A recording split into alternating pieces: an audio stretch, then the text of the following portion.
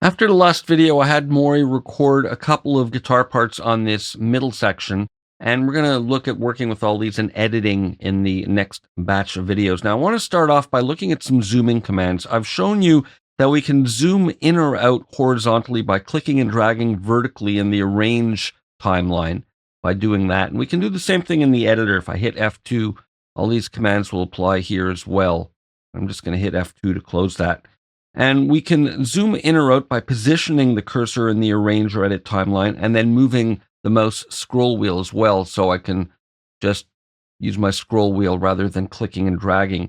We can also zoom horizontally in and out by pressing E and W on the keyboard. I think of it as east and west if you want to remember that. So east will zoom out and west will zoom in. Now we can zoom vertically as well, and to use those, or to do that by key command, we can press Shift with the E key, like that, and Shift with the W key. So easy to remember, E and W are the basic horizontal commands, and add Shift, and then we're zooming vertically like that. Now we can also zoom in or out vertically by using the mouse wheel in the ruler over here, but we need to hold down the Command key, and that's Control on Windows. So by holding the Command key in the mouse wheel, I'm getting really coarse zooming like that. It'd be a bit more subtle just using Shift with E and W. Now here's a couple of other useful commands. We can zoom to loop. Let me put the loop on. We have this area that's set to loop. If I press Shift L, and that's going to zoom the loop section or the loop range to full screen. And Shift L again will toggle back to where you were previously. And we can also zoom in on a selection horizontally and vertically. So for example, here I've got this shaker part. Let's say I'm going to position, I'm just going to zoom a little bit like this with the key commands just so I can get a bigger range, so I get my different zones. I'm going to make a little selection there. I can zoom to that selection using Shift S, and there, just that selection is zoomed all the way in, which is great for getting into the detail, particularly of audio type events like that. So Shift S will toggle that back and forth to full screen, but we can also zoom to the selection horizontally only. And for that, we use Option or Alt S. So there I've got, again, that selection taking up all the space horizontally, but I still see more vertically. Again, Option S will toggle that, and Shift S goes to a kind of full screen mode. Now we can also toggle the zoom tool by holding Option and Shift and then dragging over a selected area. So when I hold down Option and Shift, we get that little magnifier. I can drag in on that and it'll zoom in on that. And if I just do a single click in the background with that Option and Shift, it'll toggle back. So there's a big range. I'm zooming in on that and toggle back. But if I just do a small selection, we'll zoom in much further. And again, toggle back, holding Option Shift to toggle the zoom tool. Now we can zoom out fully horizontally using Option and Z, and that's kind of a maximum zoom, and Option Z will just toggle it back to where we were before. And we can always store a zoom setting and then recall it. So let's say I'm going to set up a nice zoom setting that I like for what I have here in front of me, just theoretically. So let's go like that. Let's say like that, where I'm going to zoom a little bit more there. Let's say like that. I want to be able to quickly return to that where I can view in that level of detail. I can store that using Shift Z, or Z if you're in the UK. So Shift Z, and then I can always recall that just by using the Z key alone. So let's say I'm zooming, I'm doing other things, I'm going way in. I can always go Z, and boom, I snap back to where I am. Now, there are a variety of other zoom commands, but I don't want to overwhelm you. These are the important basics that I suggest you practice and get under your fingertips. So basic horizontal and vertical zooming, click and drag in the timeline, or use your mouse scroll wheel and use E and W on the keyboard for horizontally, and then Shift E and Shift W, and then Command or Control with the mouse scroll wheel. So those are the basics. Again, just to drive it home here, E and W, Shift E and Shift W, and then mouse scroll wheel or Command mouse scroll wheel.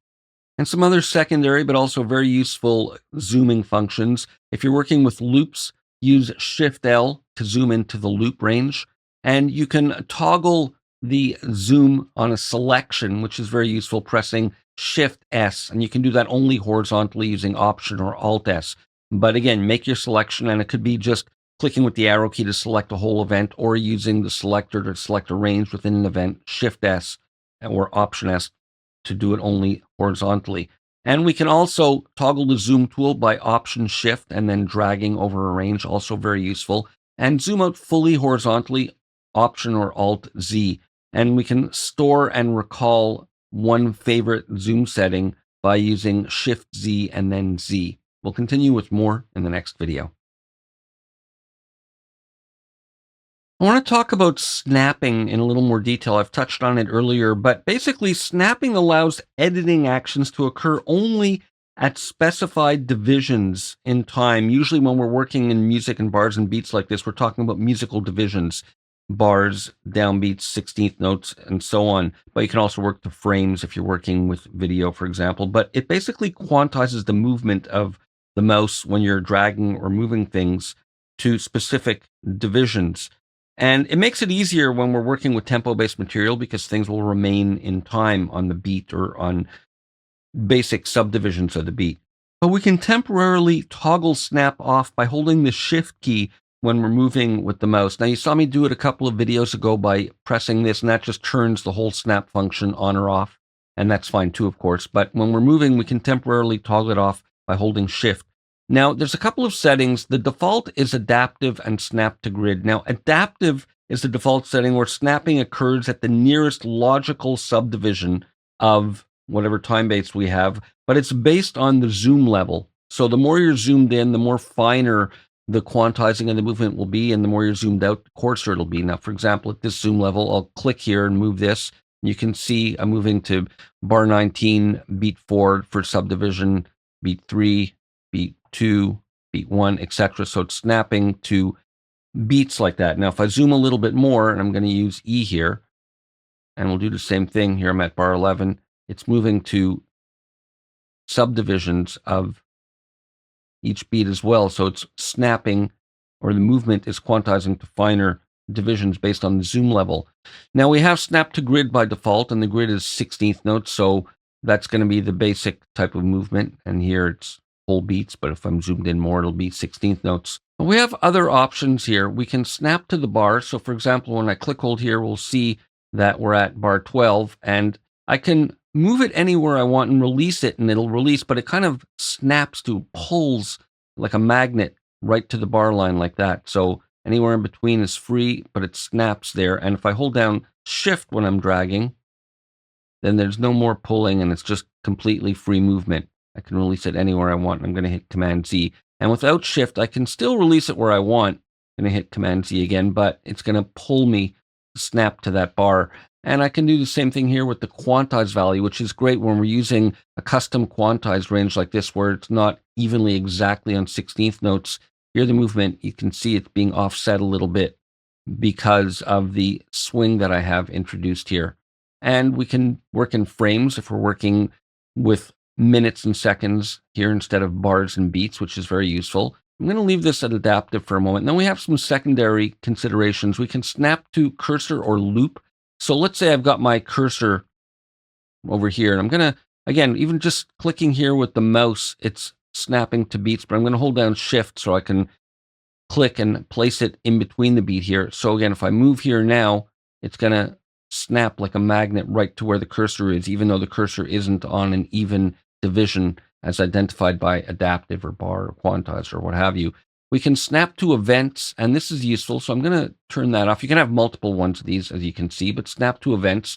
So let's say, for example, here, I'm going to take this. I'm going to hold Shift so I get this starting at an odd place. And I'm just going to go in here. I'm going to zoom a little bit. And maybe I want to drag this and move it. So it's snapping as you would expect. But here, there's an additional snap value that's, or pull or magnet, whatever you want to call it, that's pulling me towards the beginning of this. And I can just go Option Shift B to bring that to the previous event. So the cursor's right there. And you can see here when I'm moving, that cursor is one of the little magnet points. I'll hit undo. Whereas if I have this off, I can move it but there's nothing specifically pulling me right to that position where this event is. Now we have also snap to zero crossings, and this is great when you're editing audio, and it's a very fine, minuscule kind of technicality where the waveform crosses the center of the line. It'll make sure you're not going to get clicks and pops by rounding off your movement right to the center of the line. It's a little bit technical, but good to use if you're working with editing audio. And snap to grid, which is on by default. Snap to event end, which works the same thing as like I just showed you, snap to events, but to the end of events. And then we have relative grid, and this is really useful and important. So for example, here, let me turn relative grid off here. When I click this and move it, it's going to snap as I move right to basic divisions. And I can't get it right back to the cursor because it's at an odd place. I'm going to hit Command Z to undo. But again, if I move it around there, it's not going to end up right there. But let me hit Command Z to bring it back there. And now with relative grid, it's going to move it by, let's say, beats or whatever, but it's going to maintain the offset. This starts at an unusual position at 70 ticks. So here it's maintaining that offset with 70 or 76. And this is really important with audio events. With instrument parts, we generally are rounded to the bar, so it's not so critical. But let's say this, I punched in the guitar here, and maybe I'm trimming this. And again, I'm going to hold down Shift here to get free movement. And I want to trim it right in at the beginning. And this doesn't conform to an exact bar, but I realize I maybe want to move it a bar earlier or a bar later. I'll want relative grid on, so it'll move by a bar, but not to the bar. I want it to move by that amount, but maintain the offset that it has. So those are some of the snapping basics. We'll continue with more in the next video. Now, I've touched briefly on the Smart tool throughout these videos, but I want to look at it a little more closely. We get to it by clicking this link button, and that'll unlink it, and we get the separate arrow tool and range tool. But with them linked, they're both going to function depending on where you are in the range, in the height of an event. And we can get to any of these tools by obviously clicking on the icon, but we can also right-click in the background and select them from here, or just use the corresponding numbers on our keypad to select them, as I'm doing now. And I'm just going to hit 1, and it remembers the link mode. Now with the arrow tool portion, which is the bottom half, we can click and drag and move things, and movement will be quantized based on our snap settings. And we can drag beyond the edge of the screen. And if you want to speed up the scrolling, you hold down spacebar, and then it'll go really far. There I'm at bar 111. I'm just going to hit undo and go back. So if you want to drag something much farther down the timeline. Now, when we drag up or down, the timing is constrained to vertical movement. So let's say I decide I want to copy this clef part onto this, or just drag it down rather. I can do that, and I don't have to worry about shifting the time position. It'll be locked, and of course I can hold down Option to copy. I'm just going to hit Command Z. But I can override the constraining movement if I hold down Shift when I'm dragging. So with Shift down, I can then click, hold, drag, and move freely all in one go like that. Again, click, Shift, and now I can move freely. And I'm using Command Z to undo. Now, when we go in the upper area, we get the range tool, and we can simply double click to split an event. For example, I can double click there and it splits it into 2. I'm going to hit Command Z to undo, and I can select a range like that and then double click on that, and it splits it at both ends. So very convenient. And of course, with a range selected, I can just drag and move it away, and it'll crop it and move it out, Command Z, or I can hold down Option and copy it, leaving the original intact. Now, let's say I'm going to just double click here to split this. 2 adjacent events can be sized simultaneously so that no gap is created between them. Now, let's talk about sizing. When I hover near the left or right borders, I can resize a region, and again, movement is quantized based on the snap value. Same thing for the end. But when I hover the mouse near the bottom, I get this kind of double-sized tool where I can simultaneously resize front and end of both of them so that there are no overlaps.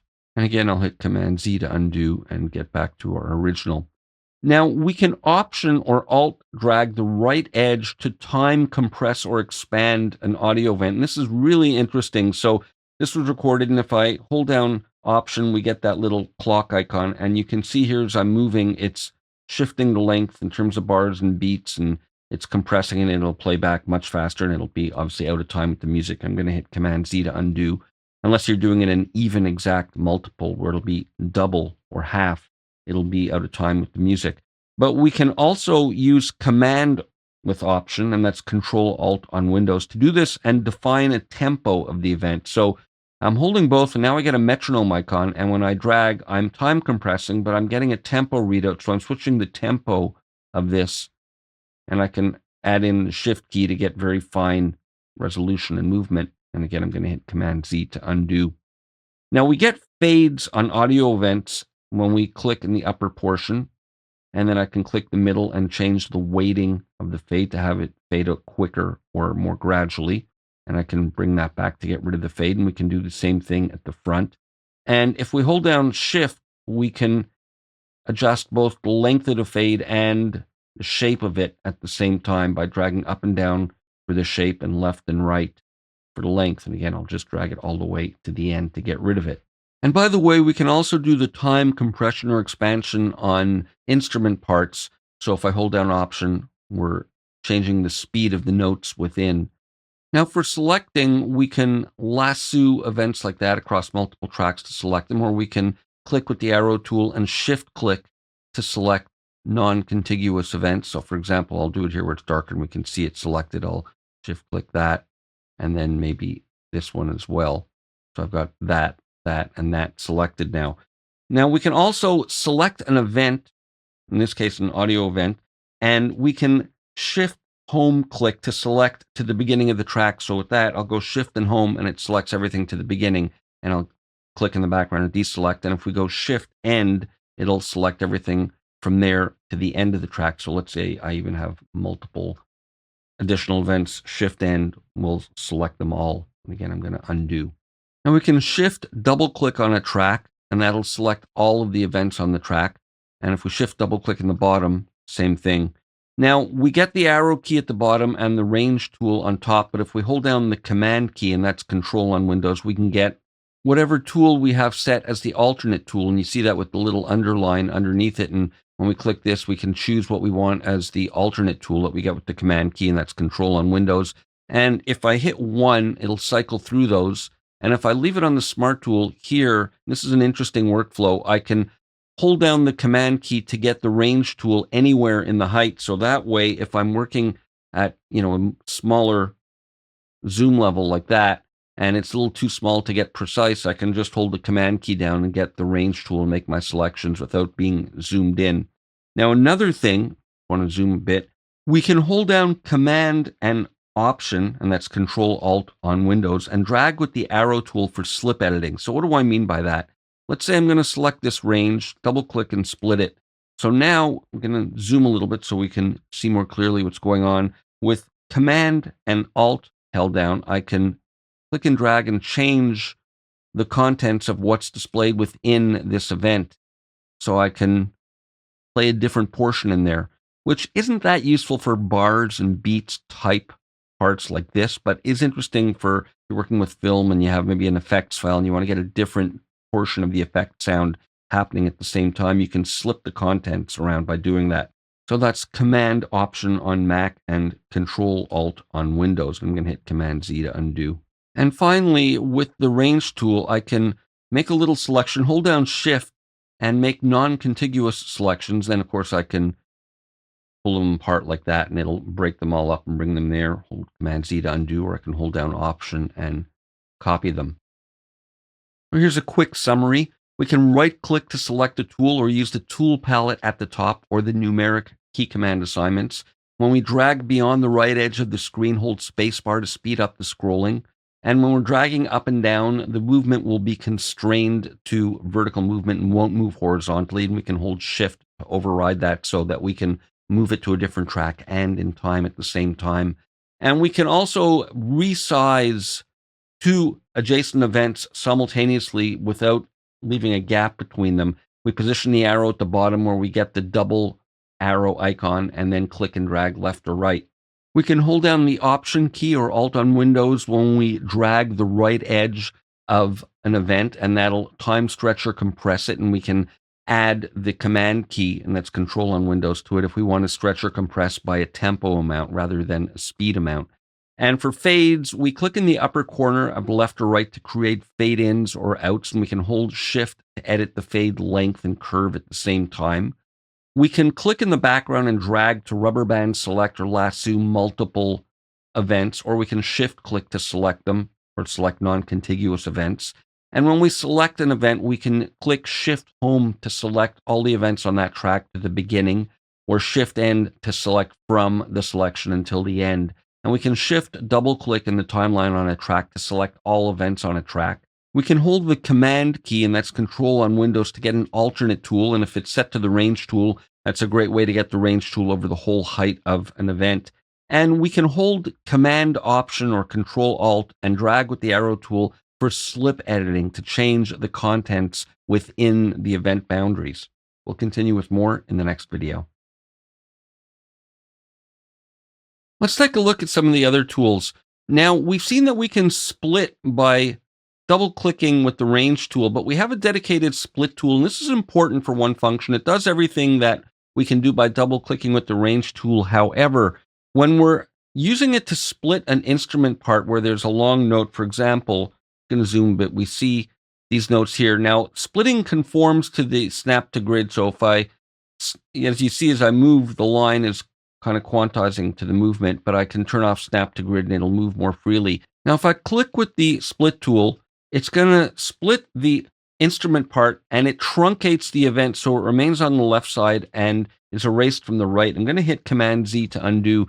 We can override that. If you want to split in the middle of sustained notes like this and have the notes on both sides, hold down the Option or Alt key when you're clicking, and there it splits it without truncating, and we have the note on both parts. And again, I'm going to hit Command Z to undo. Now, any of these tools, we can always toggle it with the arrow tool by holding the Command key down, and you'll see that I can, get the arrow key and move or do whatever I want. I'm going to hit Command Z to undo, but it's a permanent toggle with all of these other tools. Now, we have the eraser tool, and that will, as expected, erase parts. I'm going to hit Command Z to undo. Audio events or instrument parts, doesn't matter. We can always just use the delete key, so I don't think there's any huge use for the eraser tool. Now, we have a paint tool here, and in the arranged view, it can be used for two things. One is to create an empty instrument part on an instrument track.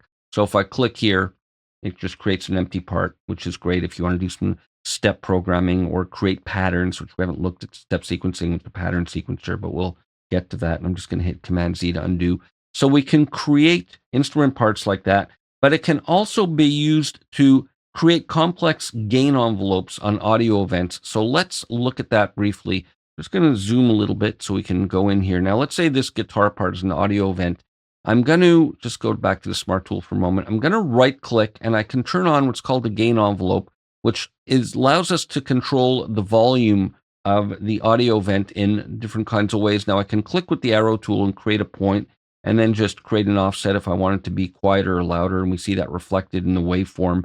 And that's a great way to change the volume of an audio event, and I can create another node there and maybe do something like that as needed. And this is great for vocal. If you have a specific word or syllable that you need to bring up or down, you can create little micro adjustments like that.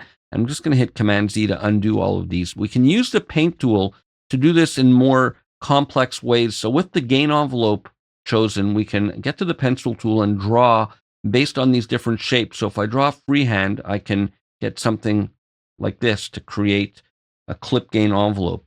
Command Z, and I'm going to hit the key command 5, and that'll cycle through the different shapes that we get underneath here rather than going through it. So the next is line, and it creates something like that, which is very useful depending on what you're doing. Command Z.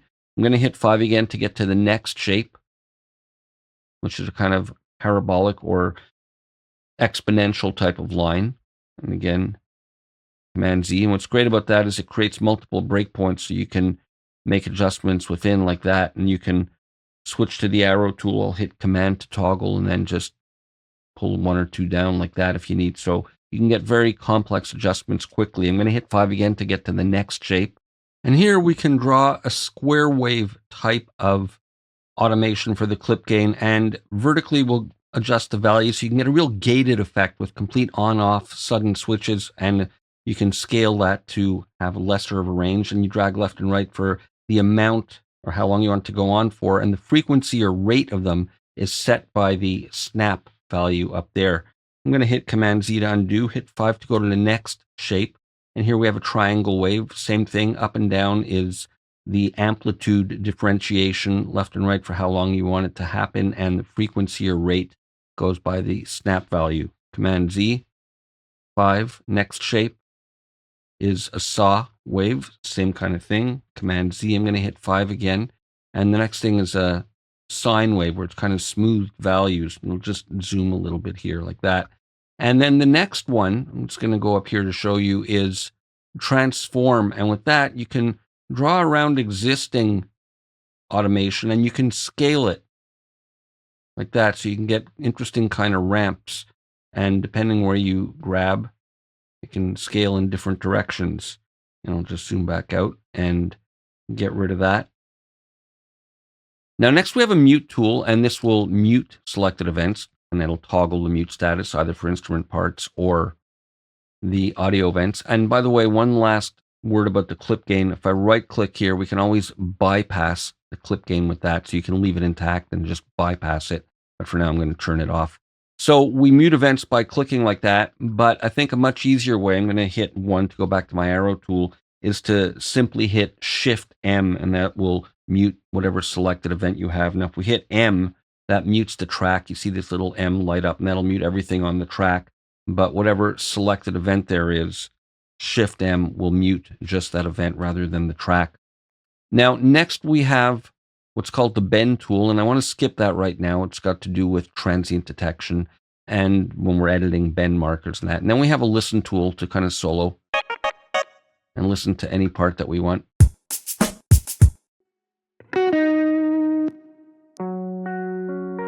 And again, just a reminder, we can toggle with the Command key any of these tools to go back to the arrow momentarily, and that's Control on Windows.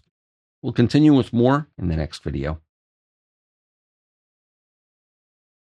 In this video, we're going to look at clip versions and clip gain a little more closely, but first I want to do a bit of management on the guitar recordings that we did.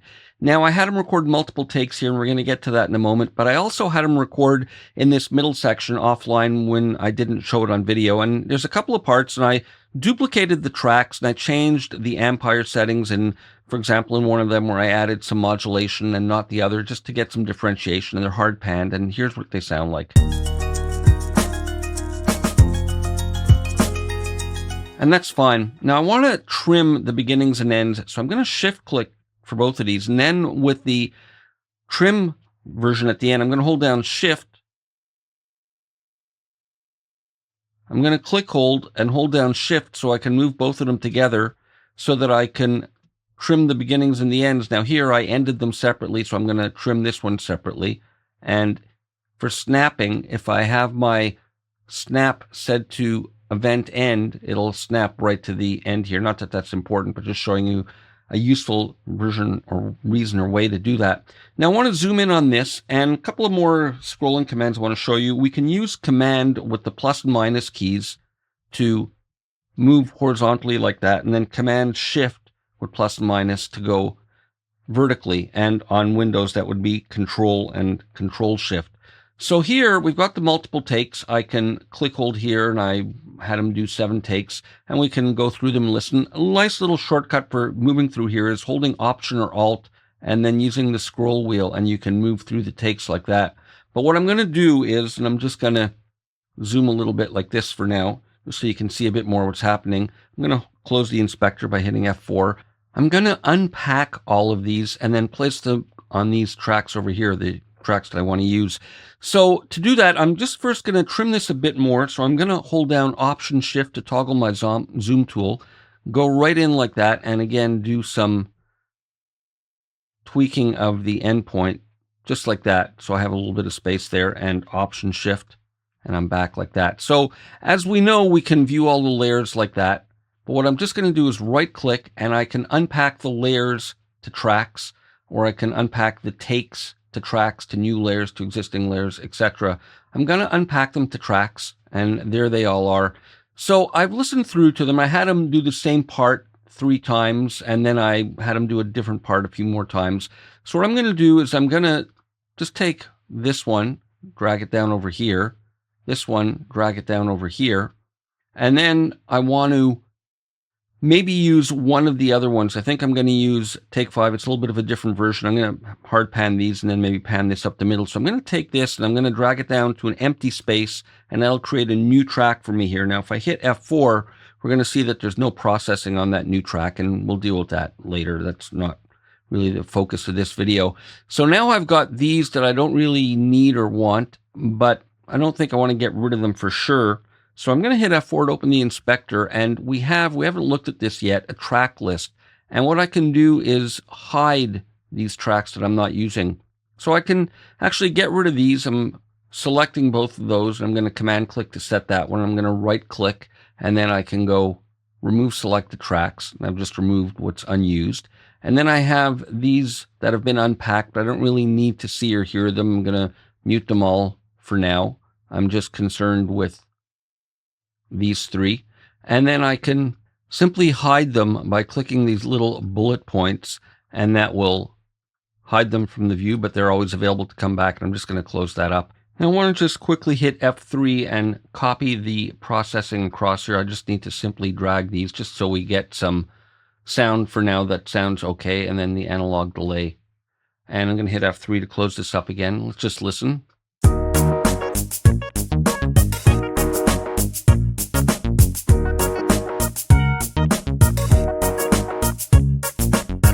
All right, I'm probably going to work on that some more, but it's good for now. Now I want to talk about clips and clip versions. A clip is a representation of an audio file that's used. So each of these recordings, if we look in the audio pool, I'm going to hit F10, and we look under audio, we'll see all these guitar recordings and takes. They're all there. They're all audio files. And a clip contains metadata, things like the clip gain information like we saw in the last video, and we're going to look at it a bit more closely. But we can create what are called clip versions, which is a completely separate copy of a clip with its own independent metadata that can be manipulated independently from the parent file. So why is that important? Well, again, let me just zoom a little bit here. And let's say I want to repeat these clips a few times. Maybe I'm going to solo on this and fade out. So let me just select the first one. I'm going to option drag it and copy it over. So we have a copy of this clip. So now if I right click and put on gain envelope, just to give you an example. And again, I'm going to zoom a little bit more just so we can get into a bit more detail. Let's say I create a node here. You'll see it's being created on both. I'm creating another node there, and the changes are happening across all of them. Well, that's not really great, is it? So I'm going to hit Command Z to undo, or better yet, I'm going to right click and go under audio and then reset gain envelope. And then I'm going to just right click and then turn off the gain envelope for a moment. What I want to do is create independent clips. These are called clip versions that allow me to apply different things like Melodyne or gain envelopes.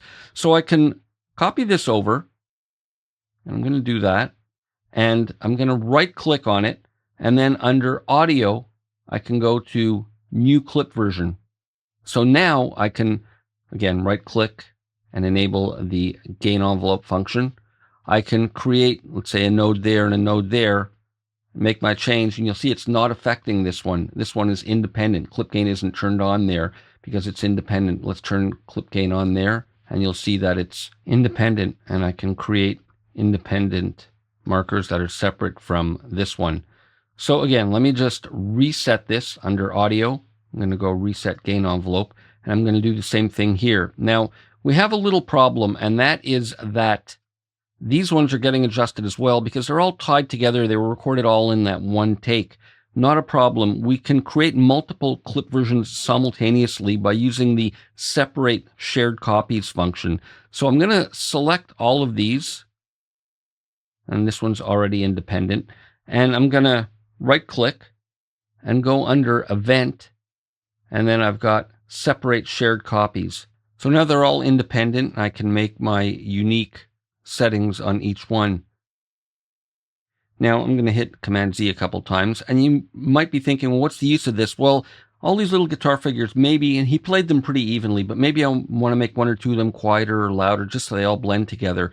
Like maybe I want to make this first one a bit quieter. I'll click there. Let me select that, and I can bring that down like that and so on, just to adjust.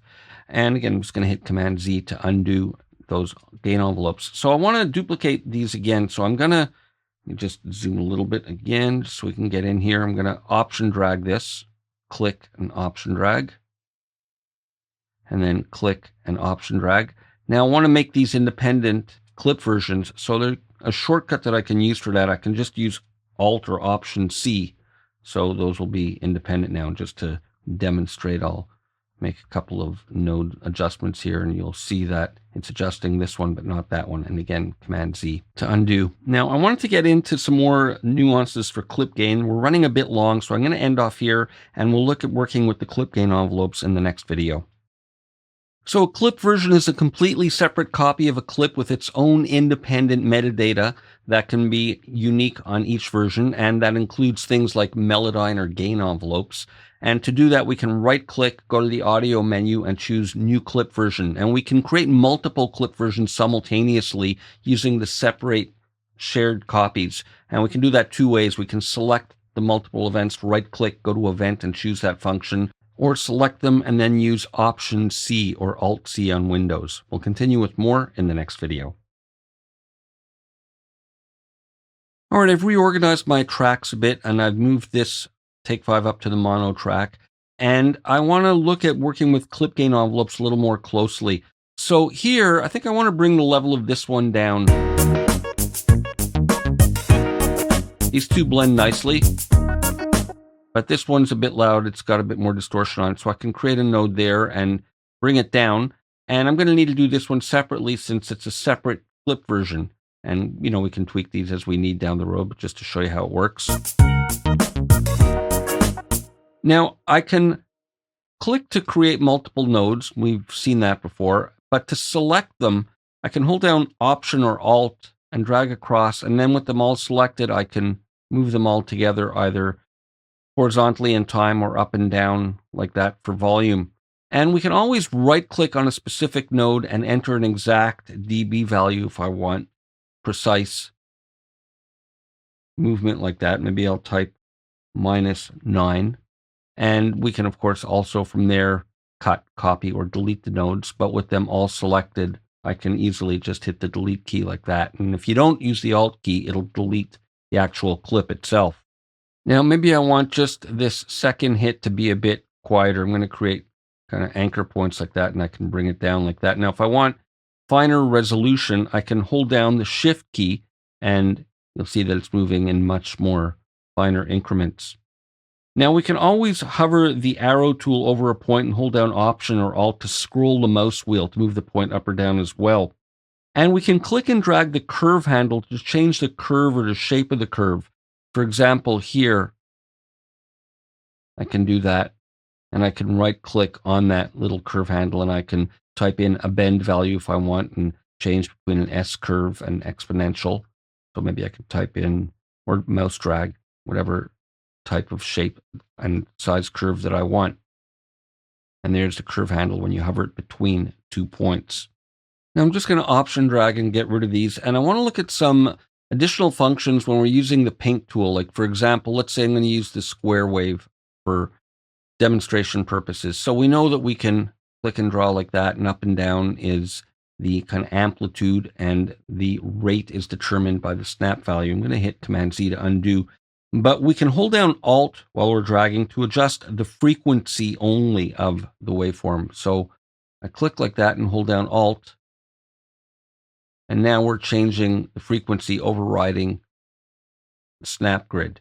But I can still go up and down to determine the amplitude, just the rate, frequency and rate being the same thing, by holding down the Alt key, Command Z, and I'm going to undo.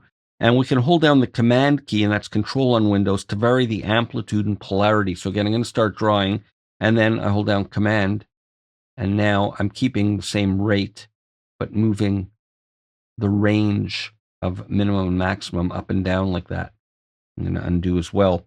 And we can hold Command Option together, and that's Control Alt on Windows, while drawing to move the gain envelope shape left or right along the timeline. So say I decide I'm drawing that in and I'm going to hold the modifiers, I can then just move it like that. And Command Z will undo. Now let me hit 1 to get back to our Smart tool. And we have some really useful and interesting functions with the Range tool when we're in the upper area. It acts as a trim function. So let's say I want to lower just this one guitar phrase. I can just make a selection like that and hover over here, and boom, it creates the offset with the anchor points right there for me. So no need to do it manually. Really useful workflow. And I'm going to just Option click and select those to select them and then delete them. So that's a really useful workflow. And we can, let's say I'm creating some points on my own manually, and I can then use that trim tool to adjust the range of it. So again, it creates the anchor points and moves between the nodes that you're hovering over. I'm going to hit Command Z. I'll hover it over this one, and it'll move from there till the next one, creating the anchor point. Really useful. Now we can right click and also reset by going to the audio menu, and then here reset gain envelope, and everything's reset back to the default. And I think I'll just lower this initial value down for now. So we can use the Option or Alt key to drag and select multiple points. We can right click a point to enter a specific value. We can hold down Shift when we're dragging to get finer resolution. And if we hover the arrow key over a point and hold down Option, we can scroll with the mouse wheel to move the value. And we can also click and drag the curve handle between 2 points to change the shape of the curve, or right click and enter a value. And when we're using the Paint tool, we can hold down Option when we're dragging to adjust the frequency only. And we can hold down Command only, and that's Control on Windows, to vary the amplitude and polarity. Or we can hold down Command Option, Control Alt on Windows, to move the gain envelope left or right. And with the Range tool, I think this is the most useful tip in the whole video. We can click and drag up or down to change the selected gain envelope segment, or hover over a specific node and it'll change from that point to the next one, or just hover over a selection and it'll create breakpoints for you and anchors on either side. And then we can always right click to bypass and go under the audio menu, reset gain envelope. We'll continue with more in the next video. In this video, I want to look at some basic editing tasks. Now, we all know about cut, copy, paste. Like, for example, let's say I have this audio event for this guitar part. I can hit Command C to copy it, or Command X to cut it. And then maybe I want to paste it on here. I can hit Command V to paste it. But, I got a problem. It pasted it at the song position or the playhead position. I'm just going to hit undo to bring it back. And I want to paste it to this new track, but exactly where it starts. You recall we trimmed it at a with the grid off, so it's at a very unusual position in the middle of beats. So we have a nice function for this called paste at original position. So again, I'm going to hit X to copy this to the clipboard, or Command X rather. And from the edit menu, we can now use paste at original position. So I'll just select this new track, and then I can use that or the shortcut that we see there, and it'll paste it exactly lined up where it was originally. I'm just going to hit Command Z to bring it back there. Now, we can also transpose and fine-tune audio events in the inspector. Let me give you an example where this is useful. I'm going to solo these two guitar parts. These are doubled. Play it from here. I'm going to hit F4 to open the inspector. And we get the event inspector at the bottom, where we can resize. So those are panned and doubled, but they're very in tune, and maybe I want to detune one of them, one or the other of them. I can select this one, and let's say with that selected, these parameters will update, and I can transpose it even. So let's say maybe I'll try transposing it up an octave. So here's just that version. The original. So that works great. I can try transposing it -12. The two together. That works nicely too. And I can also simply mouse slide in here and get other intervals.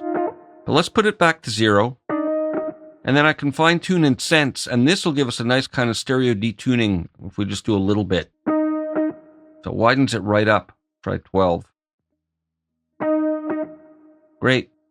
And I can even detune the other event. So when I select this, the parameters will update based on whatever is selected. Now we can also nudge events, and we can use the Alt or Option key with the right and left arrows to nudge by the snap value. So for example, I'll select this event and I can use option with the arrows and it's nudging. We're in adaptive mode, so it's going by subdivisions of the beat at this zoom resolution. And if we add the command key to the option key with the left right arrows, we can nudge by bar. So we're moving in even bar increments. And on Windows, that's Control Alt. Now we can duplicate events simply by hitting the D key, and that combines a kind of copy and paste thing. So let's say I want to duplicate this clavinet part. I can simply hit D, and there I'm creating additional copies, and I'll just undo that. And we can get to that under the edit menu as well, duplicate. And we have some variations of that. We can use Alt D or Option D to duplicate and insert. So let's say, for example, I have this guitar part and I hit D. Well, that's no good. It's kind of superimposing it over there. Let me hit Command Z to undo. If I go Option D, it's going to duplicate it and insert it and then push everything else down the timeline. So useful to know about that. And I'm going to hit Command Z to undo. Now we also have Shift D, which will allow us to create a shared duplicate. And remember, we talked about shared. So give me an example. I'm going to zero in on this bass part. Well, it's a little bit too much zooming in. There we go.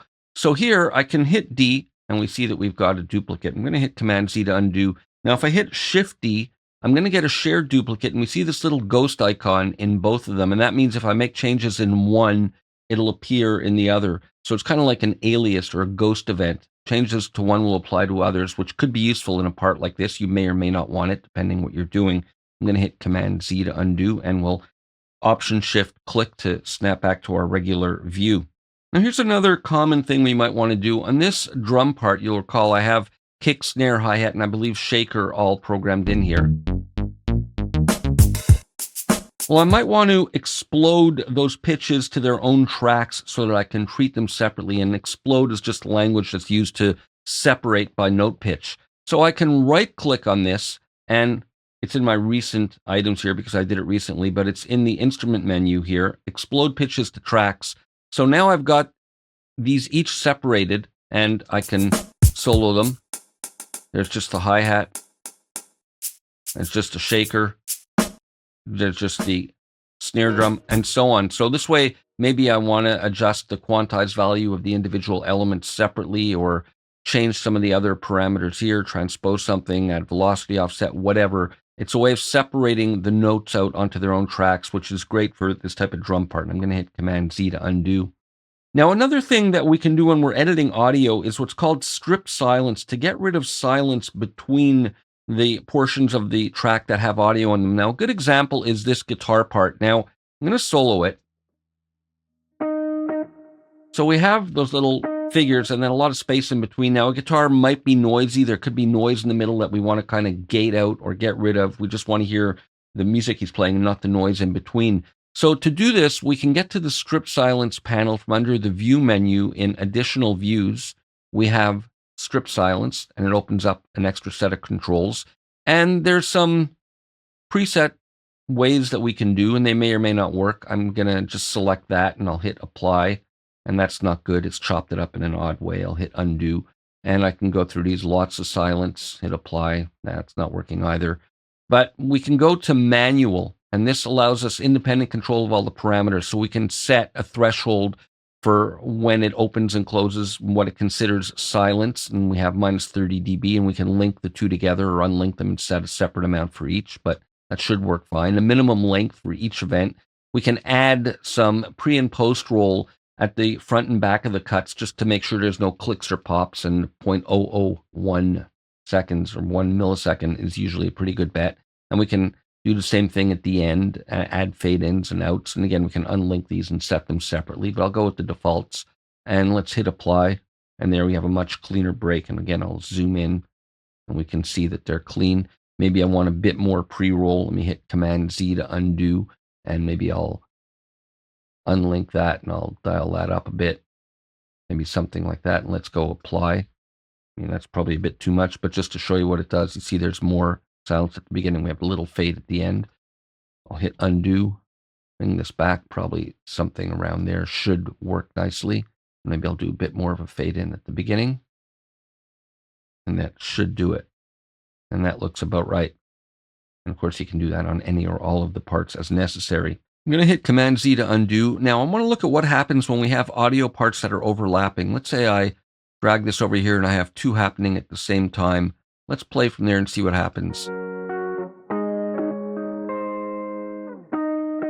Okay, so it continued playing and only started this once this was finished. We can control that behavior in the inspector. So again, I'm going to hit F4, just resize this and bring it down so we can see more of what's going on top here. We have play overlaps, and that's enabled. So with that disabled, it's jumping in and it's playing the new event as soon as it happens. So it's not allowing any overlaps.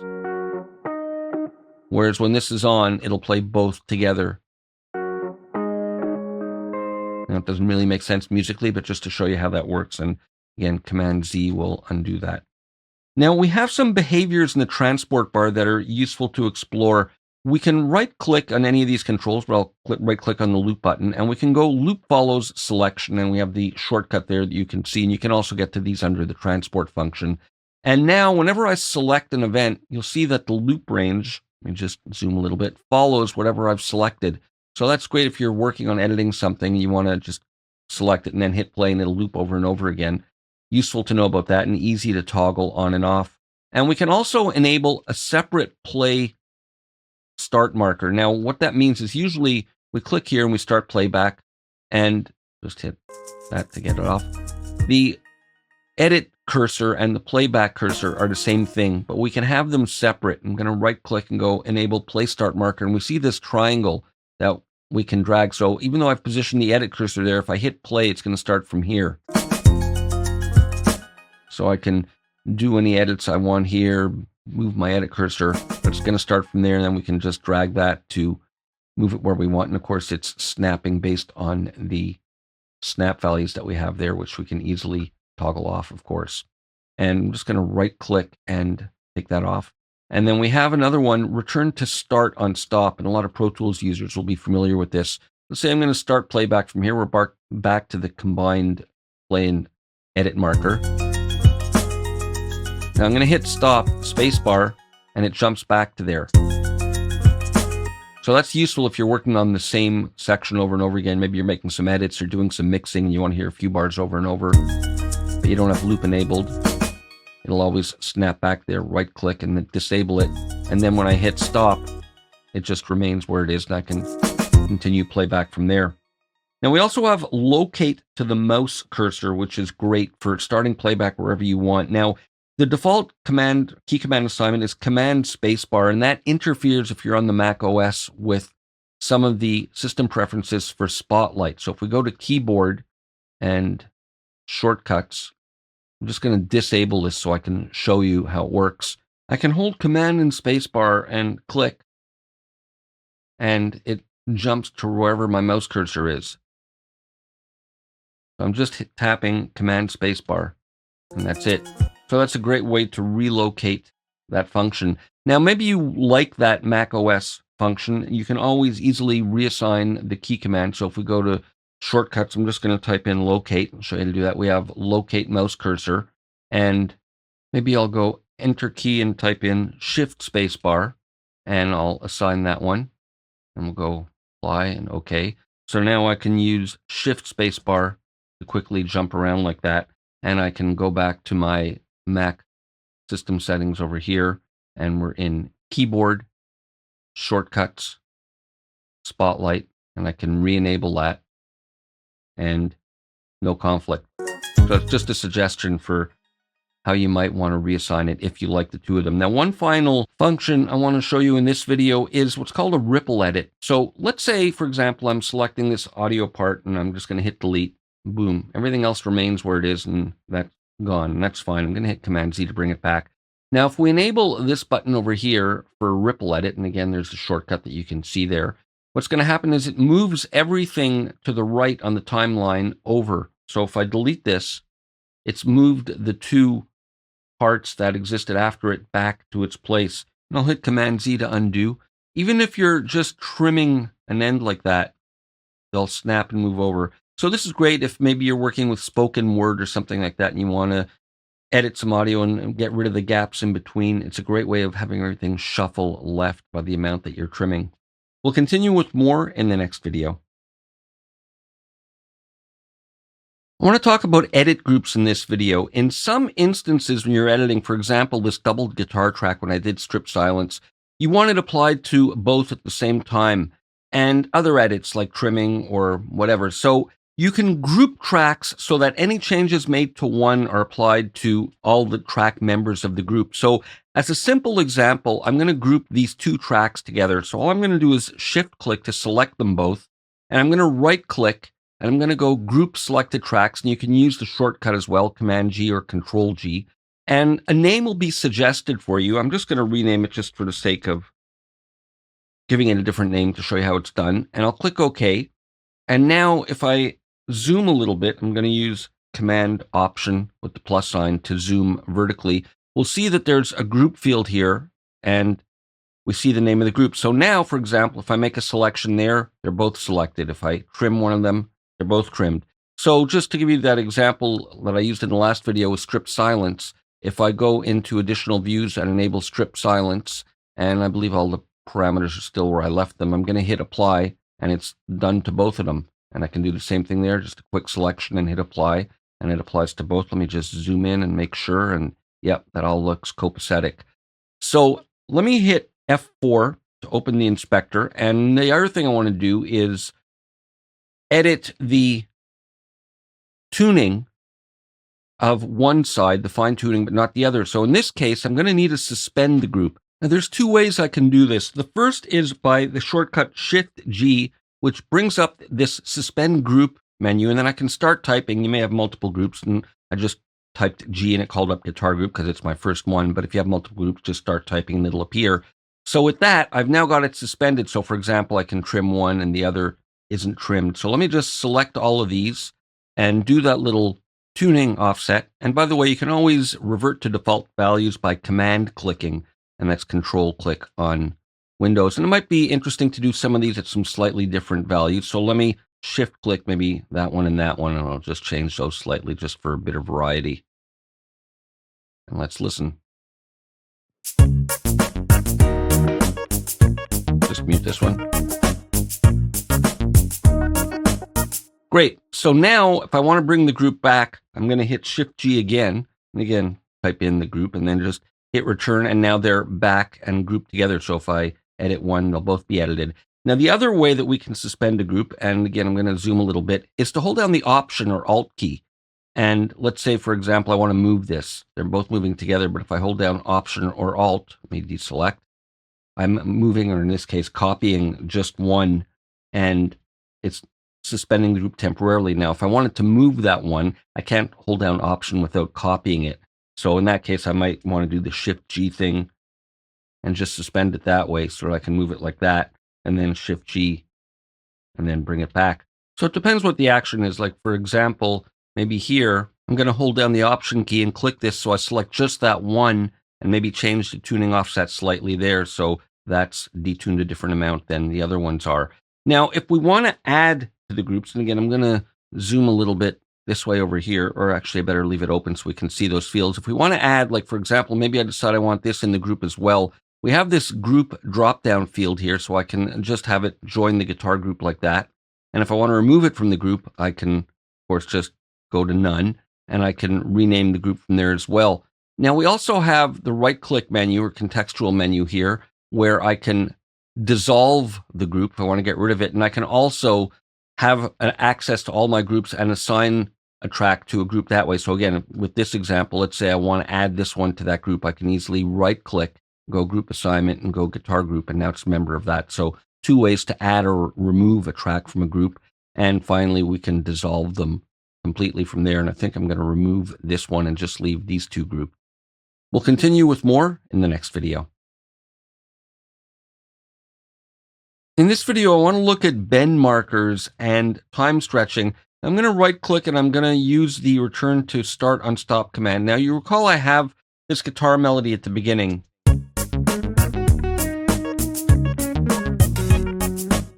Well, we're going to use time stretching to look at how we can stretch within the part Now, first thing in the inspector, we have the time stretch mode to choose from here. And we have different algorithms: drums for non-pitched percussion, Sound Elastic Pro, which is great for content like this, which could be polyphonic. This may or may not be. I think this melody part actually is monophonic, but if it contains chords, this is a good option. This is for monophonic content. And this is an old-fashioned sampler style where when we use bend markers, time and pitch will be altered at the same time. So let me go to this one for polyphonic just to be safe. Now, we can view the audio bend panel a few different ways. One way is to go into the view menu and go additional views, audio bend, and like strip silence, there's an extra panel that pops up with some controls. And we can hide or reveal it with this. So that's the second way, is to just use this button in the toolbar to hide or show it, and it's right next to the strip silence button. And the third way is we can right click. I'm going to just hide that. And we can right click here, and under audio, in the audio bend section, we can just go detect transients right away, and that'll jump in and do it. But I want to kind of show the bend panel so we can see what's going on. So first thing is to choose either standard or sensitive mode. And I'm going to choose standard and just click analyze. And we'll see that those are the bend markers, and they look pretty good. They're at the transients just from a quick eyeballing of it, and we'll examine it in more detail in a moment. But let me just hit undo, and we can go to sensitive, which is a more sensitive analysis. And yeah, there we see way too many. It's clear there are too many. Command Z. I'm going to go back to standard and analyze. And again, that looks good, but we do have a threshold slider that we can use to adjust the sensitivity of the detection. Like, for example, that looks good to me where it got rid of some double ones over there, and there's one over there. We can remove these manually, and we'll look at doing that in a moment, but depends how sensitive you want to get. Let's go with that for now. Now, we can also view or hide the actual bend markers themselves with this. And I'm going to double click to open up the audio editor. We haven't looked at editing much in this video. Let me close the side panel, F4. And we can resize this, and we get similar commands here. So it's just kind of a zoomed in view. I can get the bend panel here and all my tools and perform all the same functions. So I'm going to go to make sure that the bend markers are being seen, and there they are. And now we can see a little bit more closely. You can zoom in, of course, in the main arrange view, but this will do it as well. So with that in place, first thing we can do is tab to transient. Let me just go to my smart tool, and we can use the tab key. And that's great to just move the cursor to transient. And we can move backwards by using Command and the delete key, and that's Control backspace on Windows. So that's great. Like maybe I decide up here, maybe I want to get rid of that note and I want to cut on it, and I don't know exactly where it falls because it's audio and it's not exactly lined up to a grid. I can just tab until I get there, and we go Command delete to go back there. And then, so maybe I'm right there and I want to split the audio there.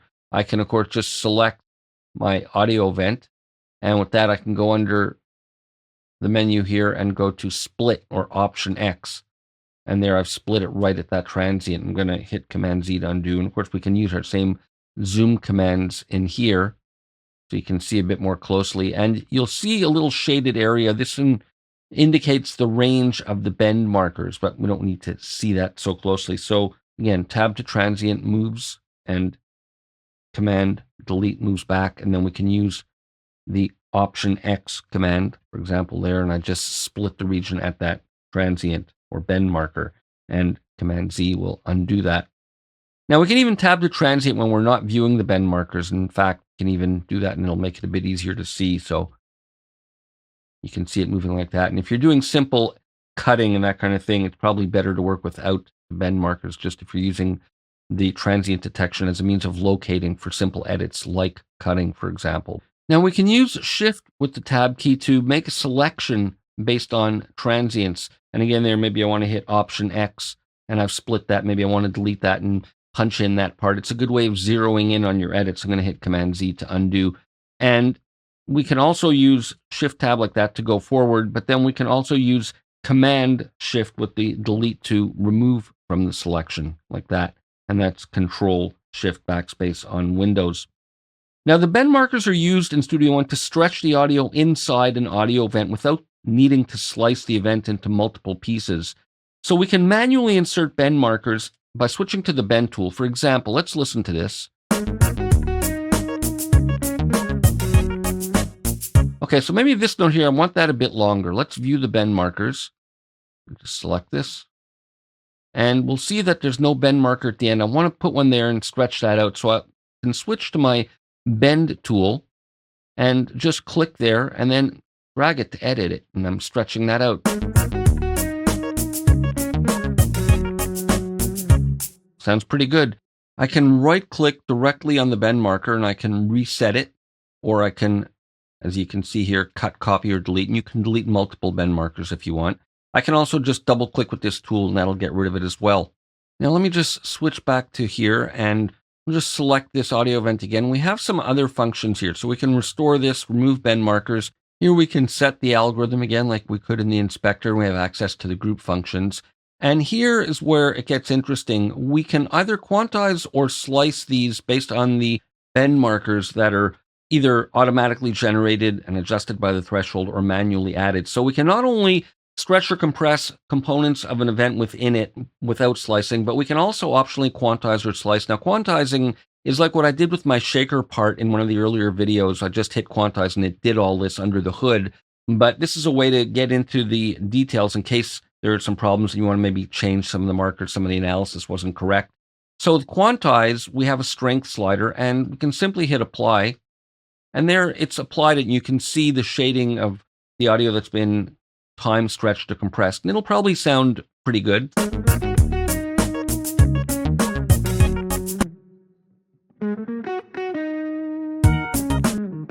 And that's fine. I'm going to hit Command Z to undo because it's a melody that's kind of loose like this. I don't want it quantized.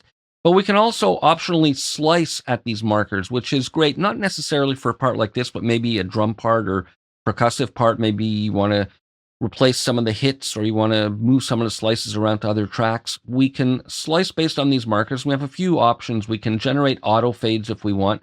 We can autofill any of the gaps in between optionally, and even merge into an audio part if you want. And let's just hit apply just to show you how it works. And there you see it's split all that. And I'll hit Command Z to undo and end things off here. So to summarize, we can use bend markers in either the main arrange view or in the editor for a zoomed in view. And they're great for either adjusting the timing of notes within an audio event, or if you want to quantize and get in and adjust some of the bend markers for more accurate quantizing, use it for that. Or if you want to slice based on transient detection, it's good for that. We'll continue with more in the next video.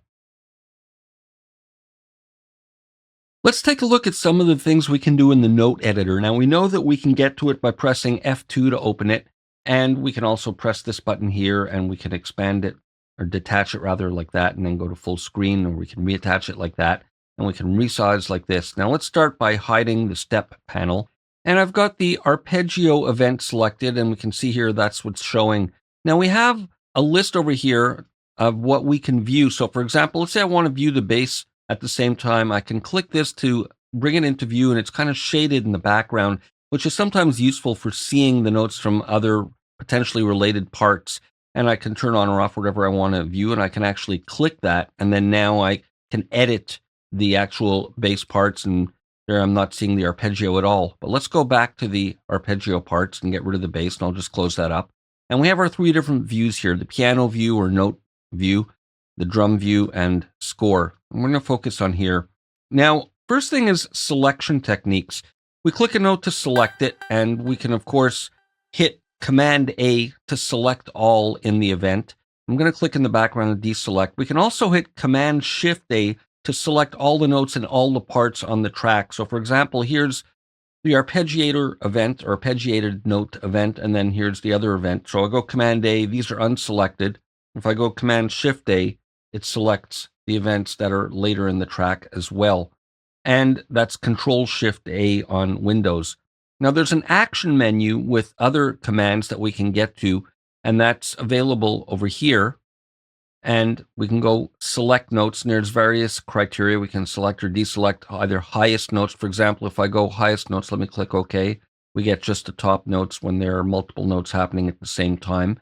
And other fairly intuitive criteria, lowest notes or within a range. Let's say I want to select notes between C2 and C4, or between certain velocities or certain lengths, or maybe every quarter note. So there's lots of criteria, muted notes, lots of criteria for what you want to select. And we can get to that same action menu by right-clicking on a note, and we get down to the musical functions, and these are all here as well. And we can even get to that in the arrange view when we click on instrument parts and go to musical functions. We can get those functions too, but let's focus on here for now. Now, with this button here, we can synchronize the editor and the arrange view, and I can click like that and see what's in view, click on there, and I'm viewing that, and they kind of get linked up.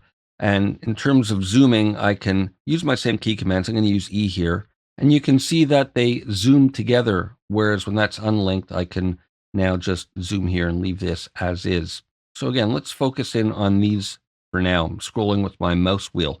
Now I want to look at some of the actions. I don't want to go through every single one, but we can transpose. So let's say I'm going to select those notes.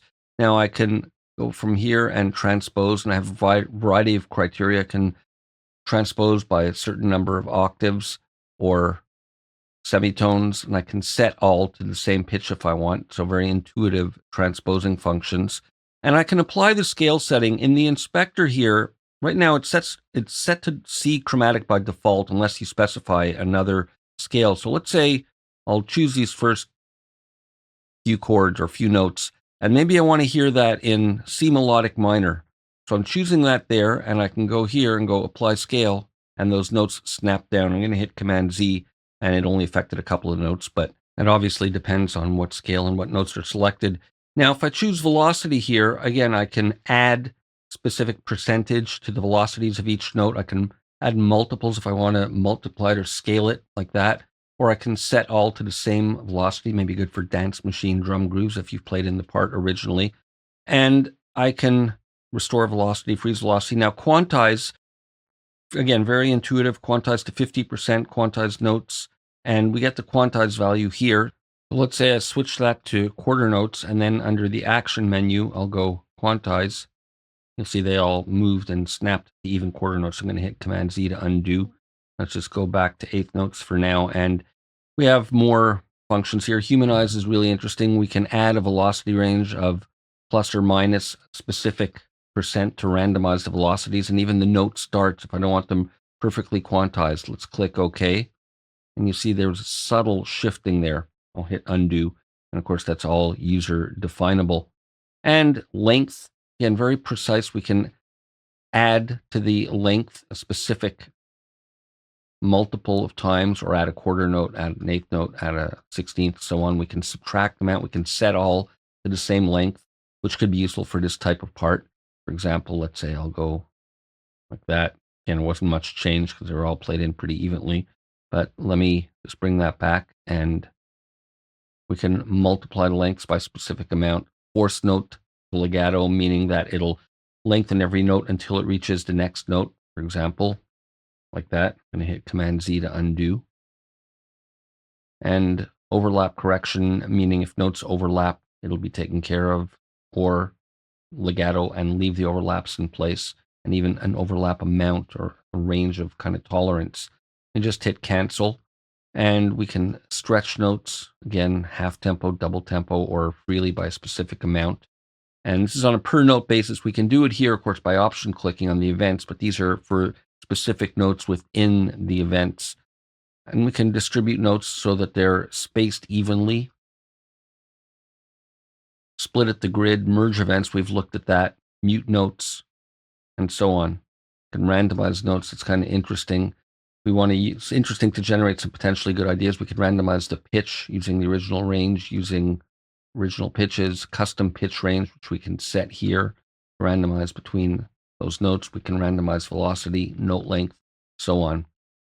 Now I want to look at the arrow tool because there's a lot of really nice functions we can do. Now, as we zoom in, I'm going to zoom like that. I'm going to zoom some more so we can get maximum height, and click in the background and deselect. We have different kind of hotspots. We can click in the top, and that will alter the velocity of notes. So you can see and hear it going lower, and you see this stalk here represents velocities in this controller lane here, which can also be resized to view more or less of it, but I'll select that note and we can lower the velocity like that, raise it. or as I say from up here, do that in case you have this panel hidden maybe and you don't want to have it taking up any room, for example. Now we can option click in the upper area of a note to mute it. It toggles to the mute tool when we hold down option, and that'll mute the note, and you'll see it's kind of grayed out.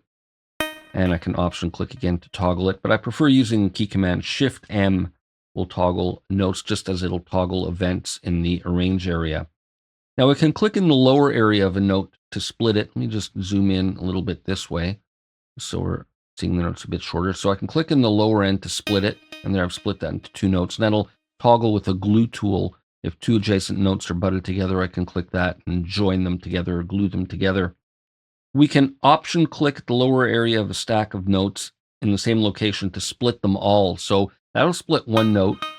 I'm going to hit Command Z, but here we have the two of them. So if I select both of them and click in the bottom, it splits both of them. That's great if you have a chord, let's say, and you want to split the notes within a chord. Now I can double click with the arrow tool, and that'll create a note, and the length of the note is determined by the quantized value, and in this case we have it set to eighth notes.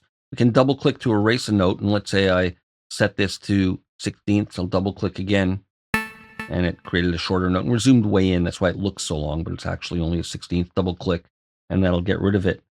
Now we can drag the ends of notes to resize them. That's another hot spot, and again that'll conform to the grid, and when we're in adaptive mode it's pretty fine resolution even when it's on.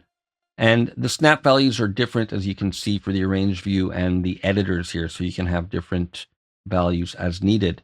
Now we can also command, and that's control on Windows, drag to have multiple notes conform to the same size. So let's say I'm going to create another note there. So I've got a shorter note and I'm moving it. And of course we can obviously drag up and down, transpose notes, and option drag to copy them. So let's say I'm going to select these three notes. If I hold command at the bottom, they'll all conform to the same size. Again, I'll undo, and it's control on Windows. So even if I grab this one, command, and they all conform like that, undo. Now I can add option to that, so that becomes command option drag on Mac and control alt drag on Windows, and it'll conform the note ends so they all end together. So again, I'll click, hold down those two, and you'll see they all end at the same time now. Very useful if you're wanting some chord notes to end at the same time. So once again, let's say I'll select these ones here, click at the end of one of them, hold down command option, and they all end at the same time, and I'll undo. And we can do the same thing with the beginnings of notes. So I'll click, hold there, command option, and they'll all begin at the same time now. I'll hit undo. Try these ones. Command option, and the start times are all made equal. Now we have an inspector on the side here, which is fairly intuitive. We looked at the scale and the quantizing values here. We can have this off so when we click on a note, we don't hear it, which if you're working with long sustained notes, it might be interesting to have it off so you don't get a long note once it's triggered, but for these short notes, it's fine to trigger them. And a default velocity for when notes are created. And sound variations deals with kind of like a key switching on some of the instruments. We're not going to look at that in this series. And we can set the start and end point for each note here in the length. It's kind of a numeric entry field, bar, beat, division, and then tick. We can change the pitch and velocity numerically, even mute the notes from here if you like working this way. And Studio One will even take a pretty good educated guess at the chord. So here's a D and an F, and that sure looks like D minor. And even on input, if I play some notes, there's A minor, G. So it's telling me what I'm playing as I play it in. So there's a whirlwind introduction to the piano view in the note editor, and we'll continue with more in the next video. Let's continue looking at the event editor and some of the other tools. Now we can get to the split tool by holding 2, that's the next tool there, and we can click and it'll split a note based on the grid value that we have set. And I'm going to hit Command Z to undo. And we can hold down Option to split the part as well. So for example, right now I have this, I'm working in there rather. So I click this and it's splitting the note, Command Z. Now if I hold down Option, you'll see it split the note, but it also split the part. Very useful. And we can toggle the arrow key with this by holding the Command key, and that's Control on Windows. So let's say you're doing a lot of splitting and you just want to move one of the notes. You can hold Command And a fun little fact to be aware of, with Command held down in the arrow key, if you move a note, it's going to copy it. Going to hit Command Z. You need to hold Command and Option. A bit counterintuitive to what we'd expect, but that's the way to move a note without copying it when you're toggling the arrow tool. Now, we also have a split at grid function in the Actions menu where we can split a single note into multiple notes based on the current quantize setting. So, for example, I'm just going to hit 1 to go back to the arrow tool. Let's say I lengthen this note like that. With that note selected under the Action menu, I'm going to go under the Time section and choose Split at Grid. And there, it's split it into even subdivisions based on this quantized value. I'll just hit Command Z a couple times and undo that note split as well. And we can even use this on whole instrument parts in the arrange area, or even on audio parts. You got a drum group, you can split it into 16th note slices like that. Now we have the paint tool, which has a lot of interesting functions. I'm going to just go to the regular freehand version. We can simply click and drag to create a note, and it toggles with the eraser tool. So just click again and it will delete it. And the length is based on the quantized value. So for example, let's say I change this to 8th note. Click it. It's just created a longer note. Now, as we enter the new notes, we can click and drag to the right to make the note any length we want, and we can edit the velocity as it's being drawn by dragging up and down. So with my finger still on the mouse, I'm lengthening it, and again, it's going based on the quantized value, and I can hold Shift, and that'll override that and allow it to move freely. All this with my finger on the mouse, and as I click up and down, you'll see the velocity being scaled, reflected by the line inside it. And we can modify the length of an existing note after the fact by hovering the cursor at the edge of the note, and we'll get a sizing tool where we can click and drag. And again, it's based on quantize settings, and I can hold down Shift and override it for free movement. I'm just going to delete that note. Now, we can hold down Option and click and drag, and it'll draw a line of notes at the current quantize value. And this is great in the drum view. Let's look at that. We'll click at that, and let's go to, let's say, this drum part over here. Let's just listen to this. So maybe I'm going to create an extra part on that. So with the pencil tool selected, again, I can click and create a single note. I'm going to erase it, and I'm going to hold down Option, just space them and create a couple of notes like that. So a nice kind of interesting way of working by dragging and creating multiple notes.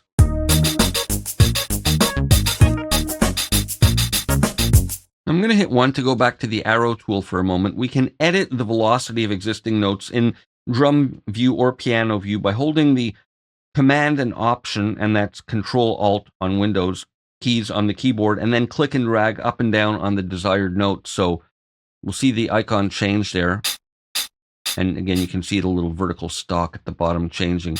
And that'll work on multiple notes as well. So with all those selected, I can lower those like that and create some dynamics in this little part that I just created. Like that.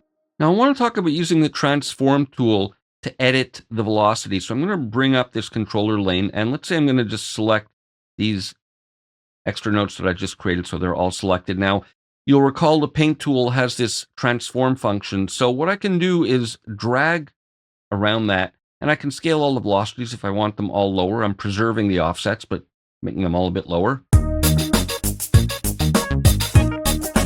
So that's one way of using that. But I can also create ramps by going from the top corner down like that for a gradual ramp up.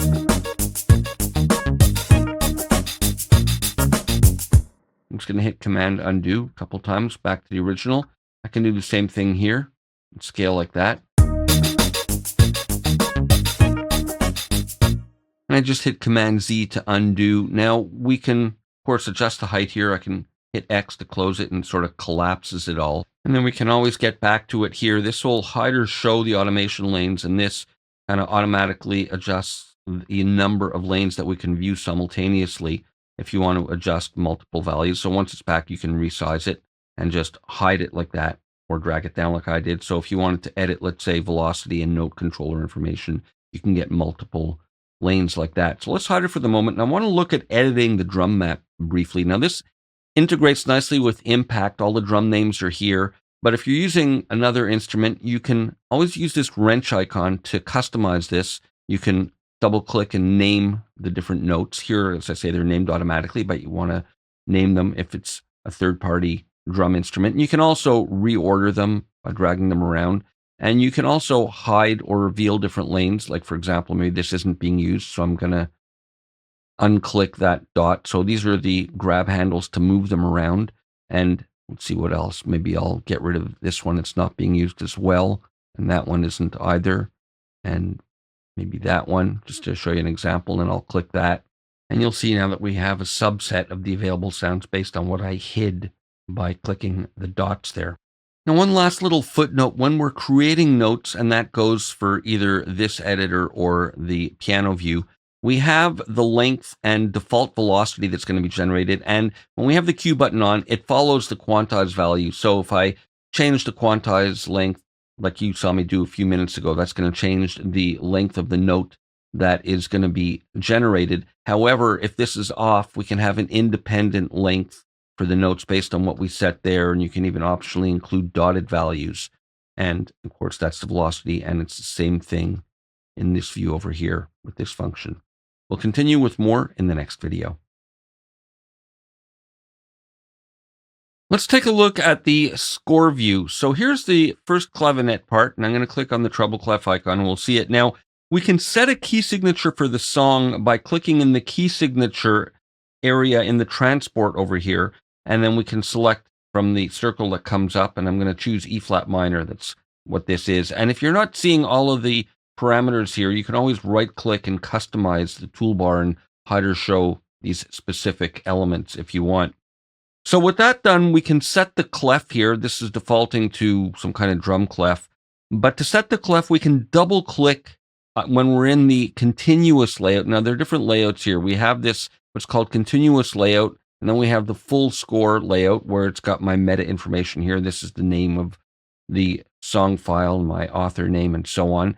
And then we have a page view kind of thing, and then we have a print view for printing. So let me just go back to continuous, and we can double click here, and we get a choice of all the different clefs. I'm going to choose treble clef for now for that. And we can also use the apply staff preset function here in the track section in the inspector. We have symbols, track, and layout. And when we're here, I can choose apply staff preset, and there's a variety of instruments. So I can go to keyboards, and it's a clavinet part, and it gives me a piano staff, and that's fine. And it's showing the key signature, of course, that's entered over here. Now we can zoom here using the mouse wheel with the command key, and it zooms both horizontally and vertically kind of all at once like that. And that's the control key, of course, on Windows with the mouse wheel. Now we can make some simple edits here. We can select notes and then use the up and down arrow keys to shift the notes, but it shifts them within the key signature. So for example, if I select that and just use the up key, it's going through the E flat minor scale.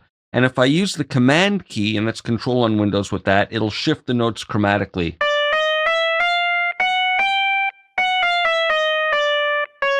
Like that. And we can use shift with the up and down arrow keys to shift by octaves. Like that. Now I can click anywhere in the staff and it'll position the playback cursor there. And you'll see it moving up here as I'm moving. And once we're here, we can also use the left and right arrow keys to move. In this case, it's moving through the next and previous notes. I'm going to go back here. And then we can enter notes using the paint tool. So there's really only two tools here, one for the arrow key and tool call up the paint tool. Now there's a couple of different ways of doing it. If you want to use the mouse, we can use the numbers 3 to 9 to select different note values here. So if I press 3, it's a whole note, 4, half note, 5 is a quarter note, 6 is an eighth note, and so on. And then we can press the same key a second time to get a rest of the same value. So if I press 6, it's giving me an eighth note rest. 6 again, eighth note. So toggles back and forth between that. There's 7, 7 again. So toggles between the rest. And we can press 0 to toggle through the different dotted values, 1 dot, 2 dots, and no dot. So I'll enter some notes by clicking on the position in the staff I want. Let me change values. Maybe here's a quarter note, and then maybe I'll do a quarter note rest. And then maybe I'll go to another eighth note, and now an eighth note rest. Now, if you get too many notes that don't fit in the time signature, like here, they're going to be indicated in red. So for example, enter note. All these are red, letting you know that you've got too much, and you can either then change the time signature for the bar, which you do in the global time signature track, and we haven't looked at that yet, or you can get rid of them or move them to another bar or do whatever. Now I'm just going to click one to go back to my pointer tool, select those and delete them. Now we can do a similar thing with a MIDI keyboard using step entry. We get into it from here, and the same functions work where we press the numbers 3 to 9 to get the different note values, but we can hit the notes on our piano. We can hit chords like that, and maybe I'll put an eighth note in, and then an eighth note rest, another eighth note rest, another eighth note rest, and when you're done, you can press 2 again to leave step record mode, and you're back at the paint tool. And I'm just going to press 1 to go back to the arrow tool. Now we can alter the rhythmic value of existing notes or rests, and you can use these same functions. So let's say I click a note to select it like that. I can either click this note value here and it'll change it, or I can click the numbers like I did for the other entry that I just showed you. And for rests, you can either click the rest symbol here or press the same number twice. Now there are a couple of right-click menus that have some interesting functions, and we have an action menu here that's related. And we have two. One with no note selected. I can right-click on an empty space on the staff, and I get the staff contextual menu with the tools, some selection commands, cut, copy, paste, recent items, and under score operations, fill with rests or rebuild score, which is kind of like a refresh. And the other one is when we have selected notes, for example, I'll select those two notes and I can right-click right on them, and I get some functions in here. Again, those are my recent items. Functions in here that correspond to the action menu. Double at interval is interesting. I can double, let's say, a third diatonically or minor or major, and diatonic will take into account the key signature here. Above or below, or I can add an octave or same octave. So it's a great way to quickly double parts. So I've just added a diatonic third above. Just hit Command Z to undo. And there are other useful functions that you can get from right-clicking there or in the Actions menu. We can make a custom triplet or a custom tuplet. We can send to independent voices, switch staff, transpose, and so on. And we can also use the track list here to view multiple parts at the same time. Like maybe I want to view that bass part as well. There's the bass part over there, and I can click there. Now I can make my changes there and click there. Maybe I want to view the drums. That's drums alone, or maybe I want to view the drums and bass together, and so on. So that'll get you started editing in the score view, and we'll continue with more in the next video. Brand new in Studio One 6 is the ability to add lyrics to your songs. Now, lyrics are available on instrument tracks. They're available inside the note editor for all three of the views, and they're also available inside a new dedicated global lyrics track. And there's also even a separate lyrics window for a lyrics display and editing. And since lyrics are available globally on a lyric track, you can even use them in a session that includes only audio files. And they can also even be transferred to the show page if necessary. So let's look at how to do this.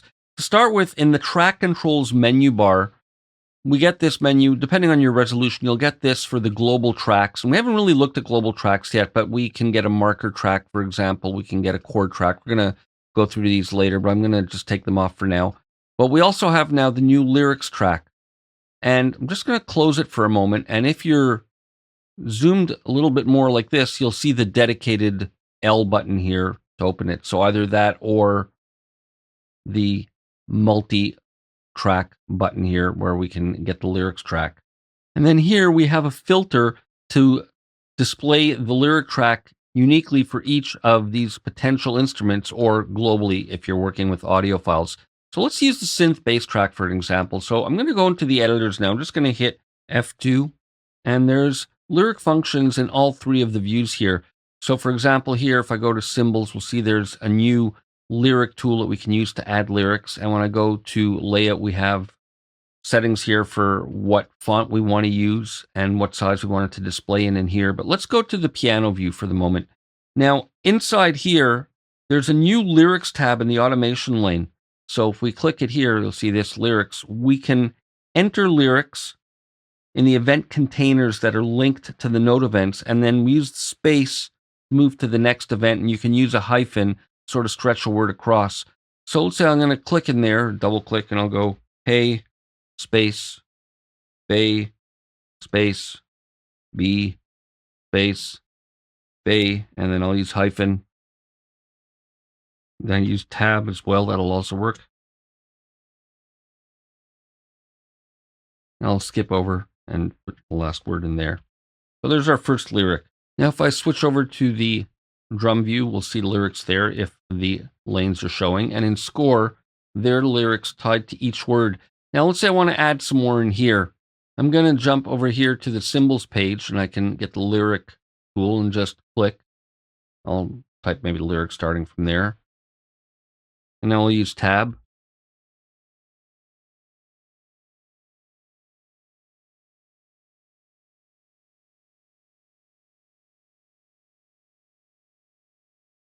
Great. And then I'll just go back to my arrow tool. So there's some lyrics that I've added in. Now, let's say I want to change the size. I'm going to go to layout and maybe I'll type in 18 here. You'll see that everything will get rescaled and these stick to the lyrics. Now, this is a fast kind of rhythm. It's actually not really a very melodic line to put lyrics to, but the idea is that they are kind of tied to the notes that they're associated with. I'm going to hide the editors.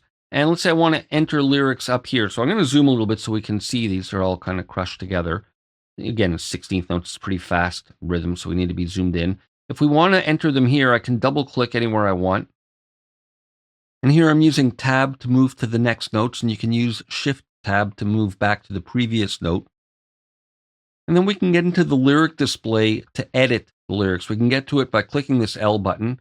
And I'm going to click it again to close it. And we can also get to it from the view menu up here, lyrics display. So I can hit the option with the right left arrows to move between the words once I click in here. And that'll move option right arrow and then option left arrow back. And I can use home to jump to the beginning and end to jump to the end. And we can optionally turn the grid off like that. We can double click and select the block like that. And triple click and select a line.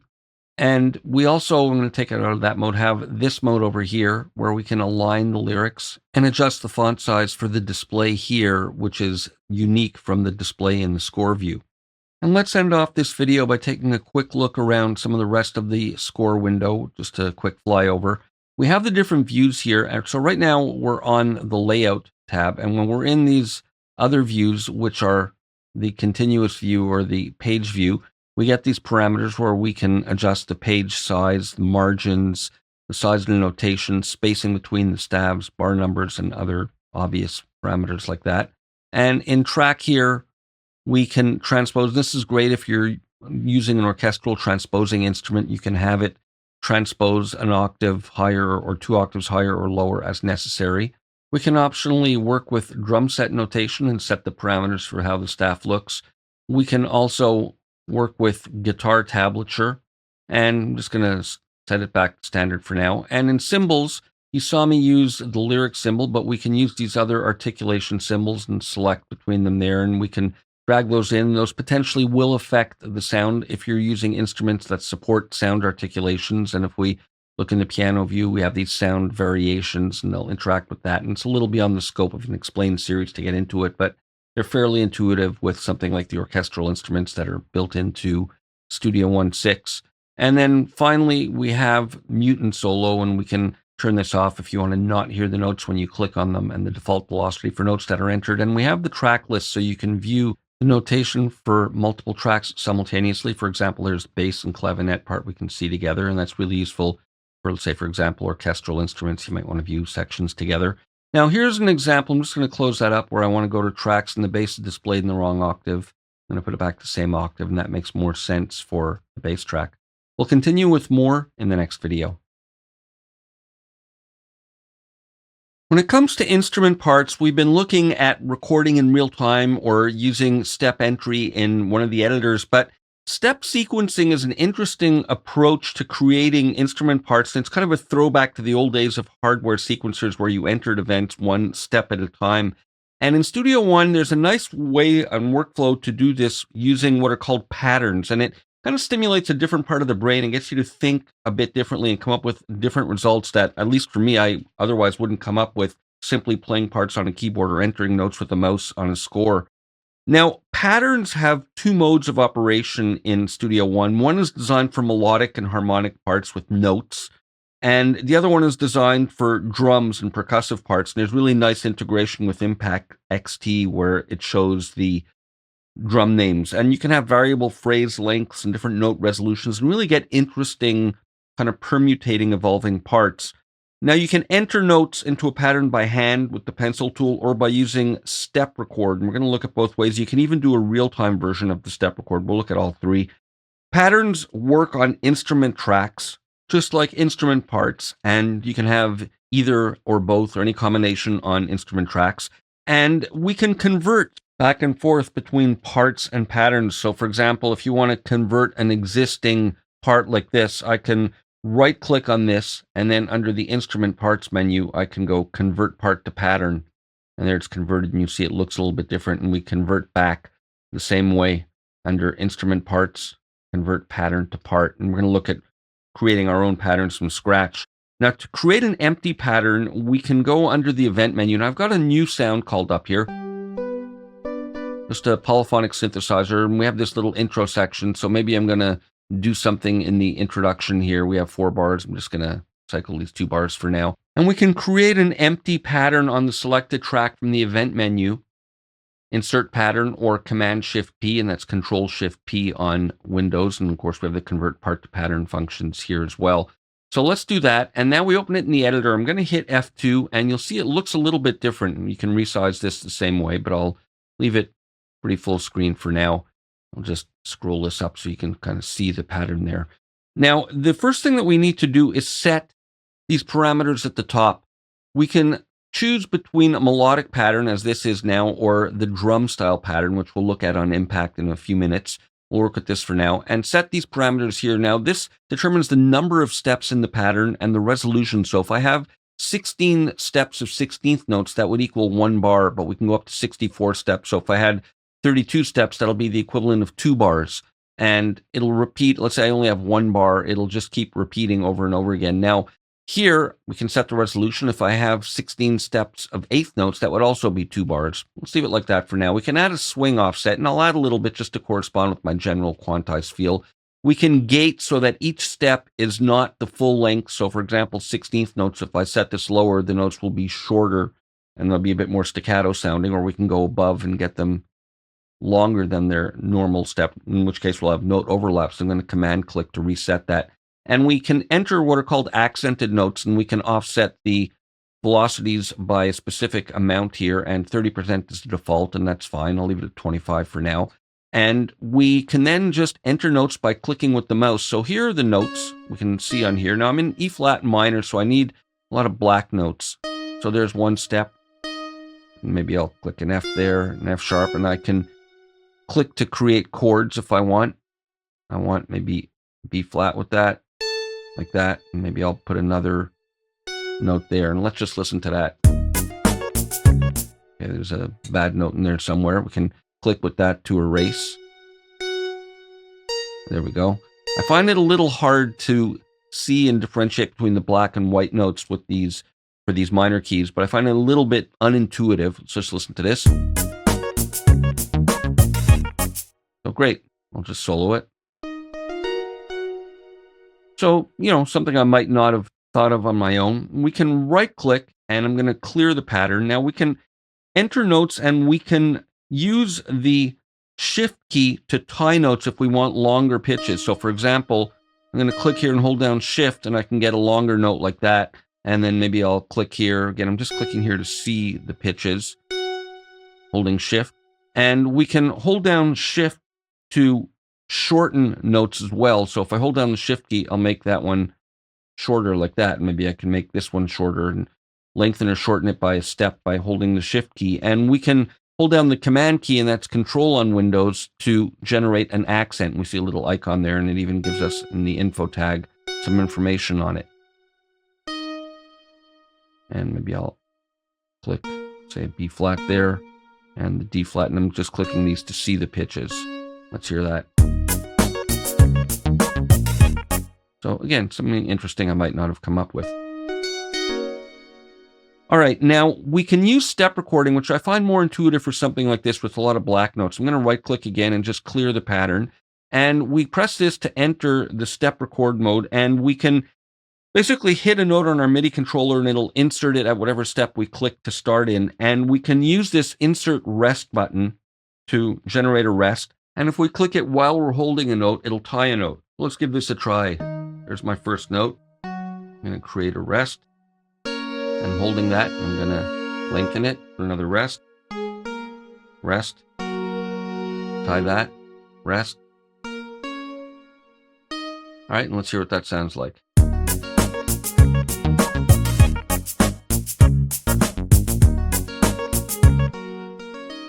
And if we want to shorten a chord, I can hold down the Command key with Shift, and that'll shorten chords that happen at the same time.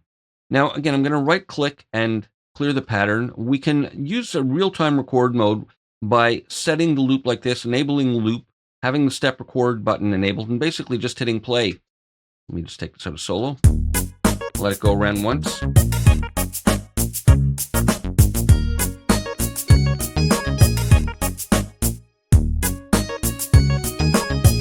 And now we can work with it in the step sequencer.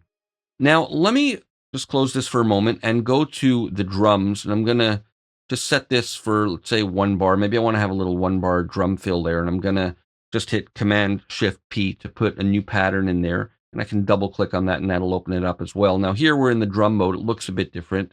Instead of the keyboard, we get the drum names. So I've got the same parameters here to start with. And let me just try and put in some stuff at random. I'm just doing random part into what it'll sound like.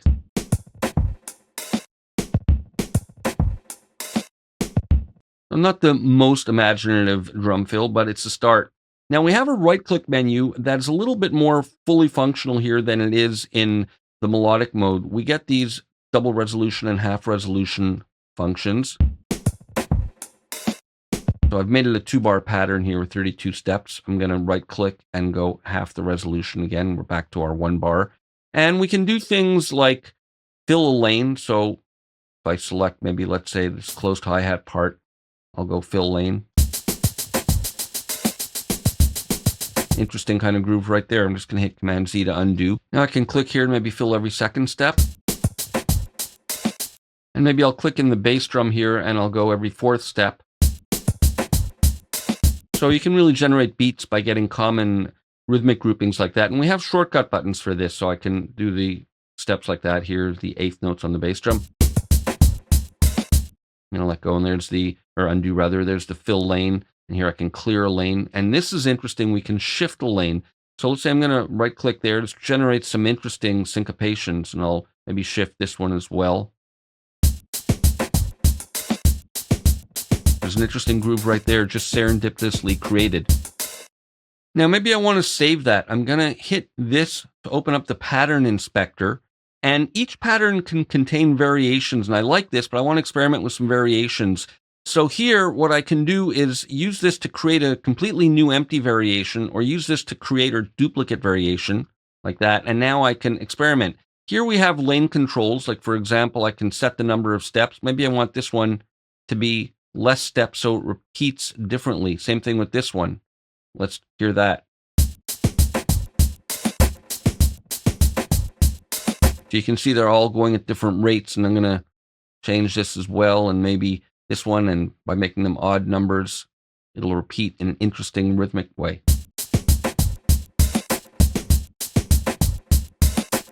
And here we can even change the resolution. Maybe I can make this one 30-second notes, and then add in some little extra hits like that.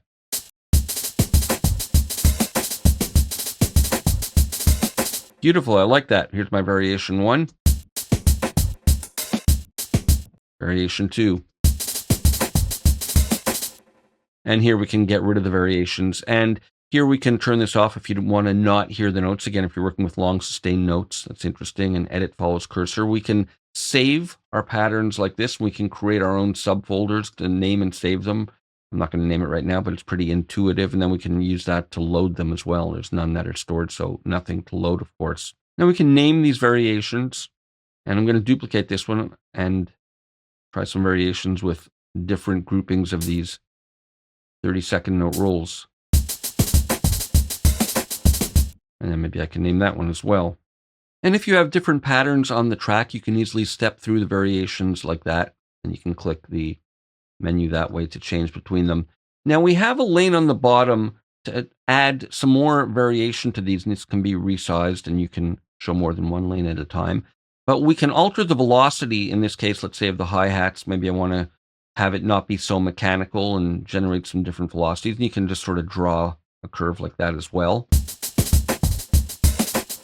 And of course, I can select any lane and edit velocities like that. We can have repeats where it'll split the note up into equal subdivisions. So let's say I'm going to click here and do that. Get a little buzz. And say the snare drum over here. Let's do that.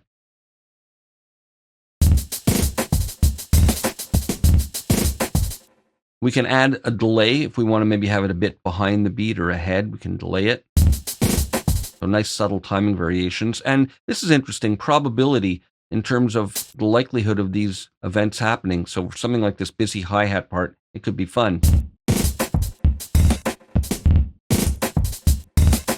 So it's a little bit different each time. And we can even use this over here to add automation. Now, maybe just pulling an example out here, I decide on pad 1, I want to edit the sample start offset. I'm going to add that.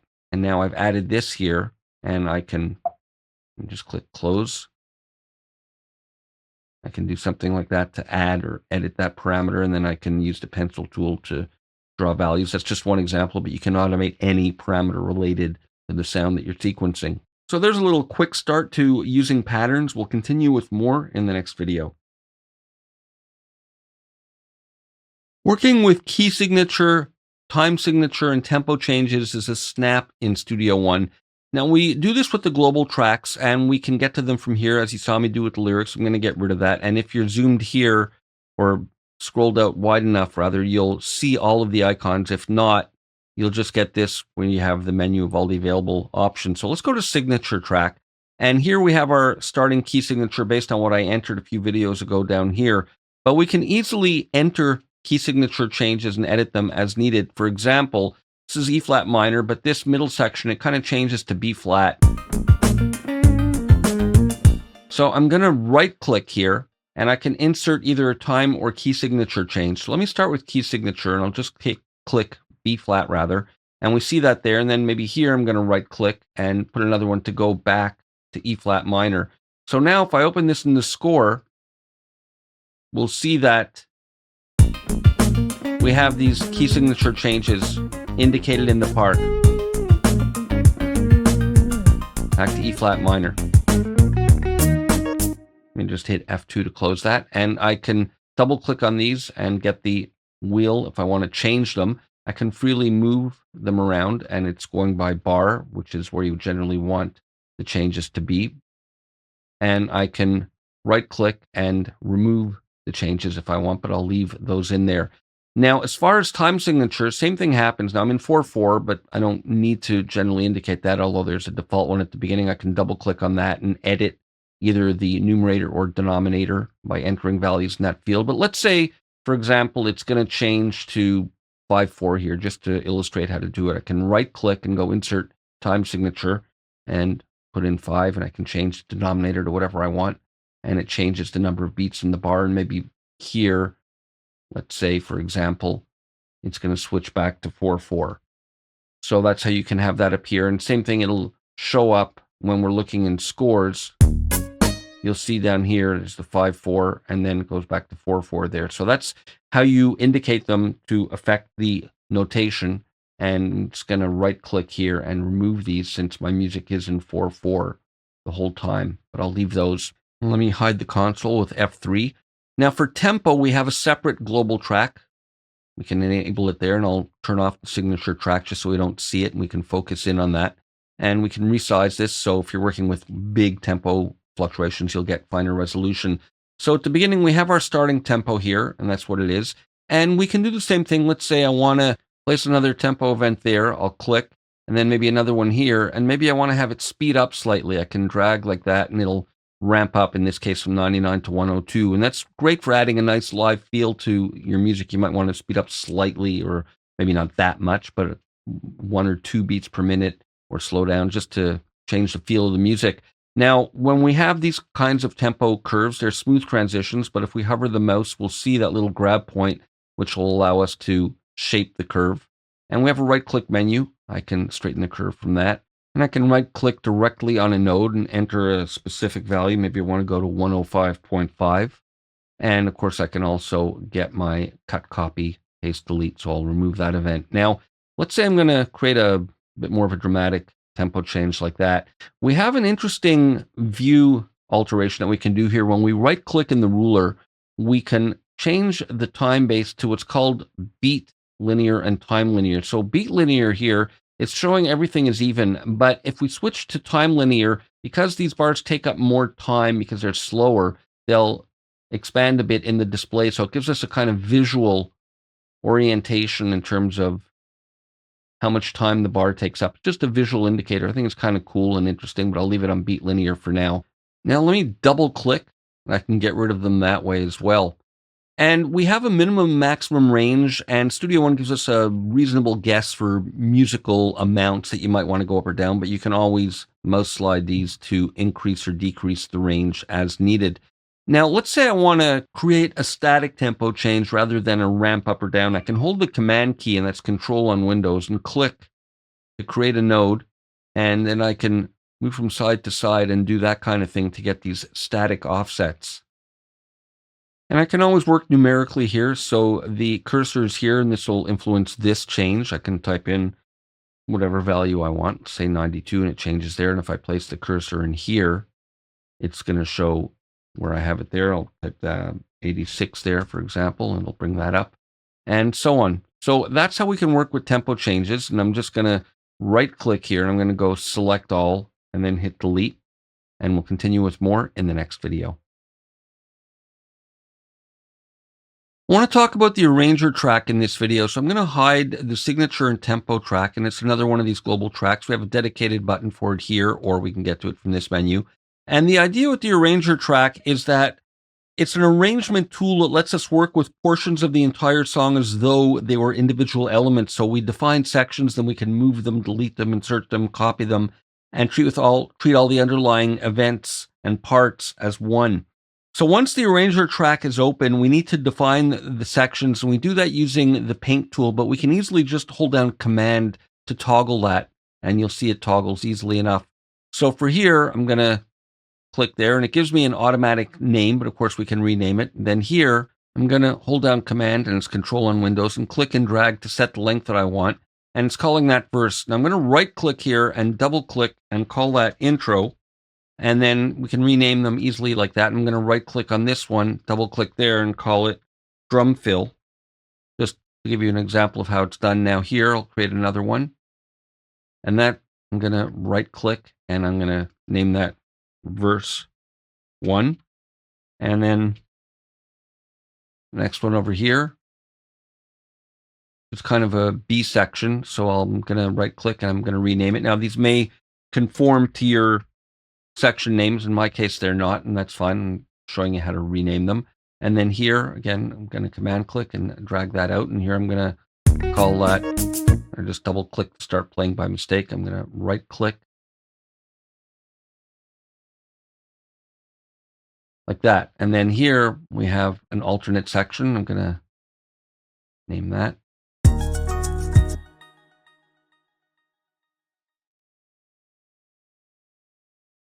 Just going to zoom in a little bit. So one of the things you can do that you saw me do inadvertently is double click and start playback from them.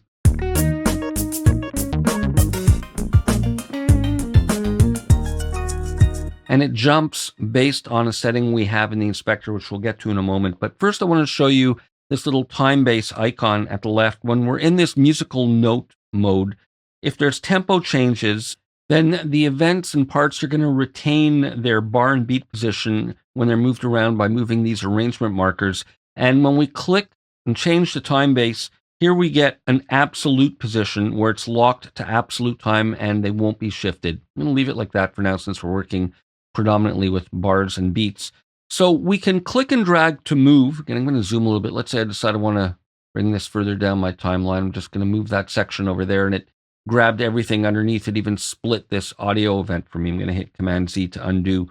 Now we can click and drag with the Command or Option key, and that'll copy it. So let's say I'm going to drag this over here. It's now left that all intact, but brought a copy of it over. And again, I'll hit Command Z to undo. Now we can copy and paste. So I'll hit Command C and then just position this over here and hit Command V. So those simple commands work as well. We can hold down Command and Option, and that's Control and Alt on Windows if we want to move the marker only without moving any of the underlying content. And I'm going to hit undo. And we can Option double click to select the events in the section. So for example, I'll Option double click there, and those are all selected. And that's useful just as a selection technique. And we can also get to that from the right click menu where we go to select events in selection. Now, the next thing we can do is create markers from these arranger sections. Now, we haven't talked about markers, but that's another kind of global track that's used to navigate around the session. We can right click and I'll go create markers from arranger sections. And then if we go here and look at the markers, we'll see that we have those markers that are now created. And I'm just going to hide those for the moment. Now you see that we can double click to start playback from one of the arrangement marker sections, but we also have an area in the inspector when we're using the arranger track where it's populated with the different arrangement markers. I can double click and rename from here. And here is where we set the sync mode. So I can double click and start playback. I can single click to position the marker. Again, another useful technique, but double click. And then I double click to another one to experiment with different sections. And the rate at which it jumps is based on the setting here. I can have it off where it'll jump automatically, or quantize the jumping to 1 bar, 2 bars, 4 bars, or wait till the end of the section, which is useful as well. But it's a great way to audition different potential arrangements.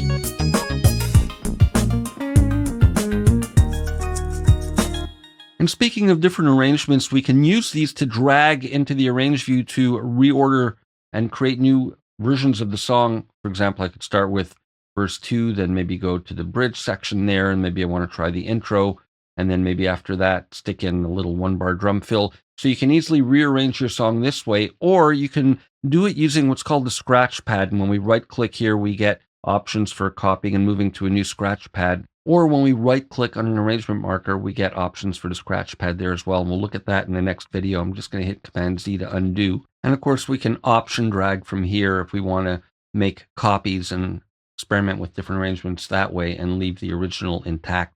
We'll continue with more in the next video. In this video, we're going to look at scratch pads. They act as kind of a quick storage container to hold events or parts or even entire song sections when we use it with the arrangement markers. And we store them in here for later use or reuse to reduce clutter in the arrange view or to reorganize them into different orders and audition them. Now, scratch pads look and act much like the arrange view timeline. They share the same editing functions and they display the same set of tracks, but they're alternate timelines, and we click in the ruler to change the focus between the timelines. So to start with, we can create a scratch pad by clicking on this button here, and boom, there it is. Now, once it's there, we can resize the scratch pad, so you can have it take over as much of your screen as you want, and there's actually the resize handle there. And you click in this timeline, and playback starts from there. Click in here, and playback starts from there. Now we have pop-up menu options here. We can rename the scratch pad. We can duplicate them, add, delete, and so on. So you can have multiple scratch pads, but you can only display and use one at a time.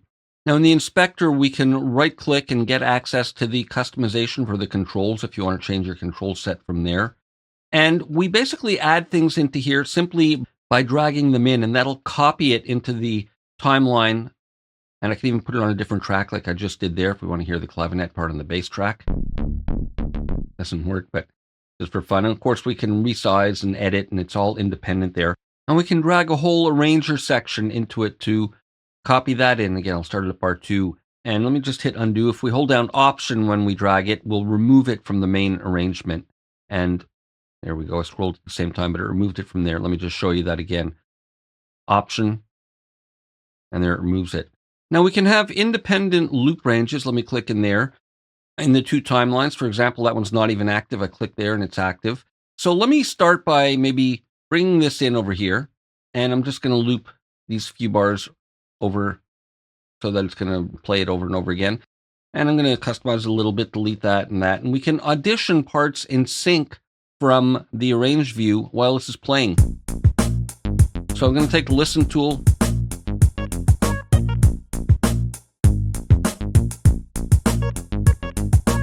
A great way to audition different ideas and parts.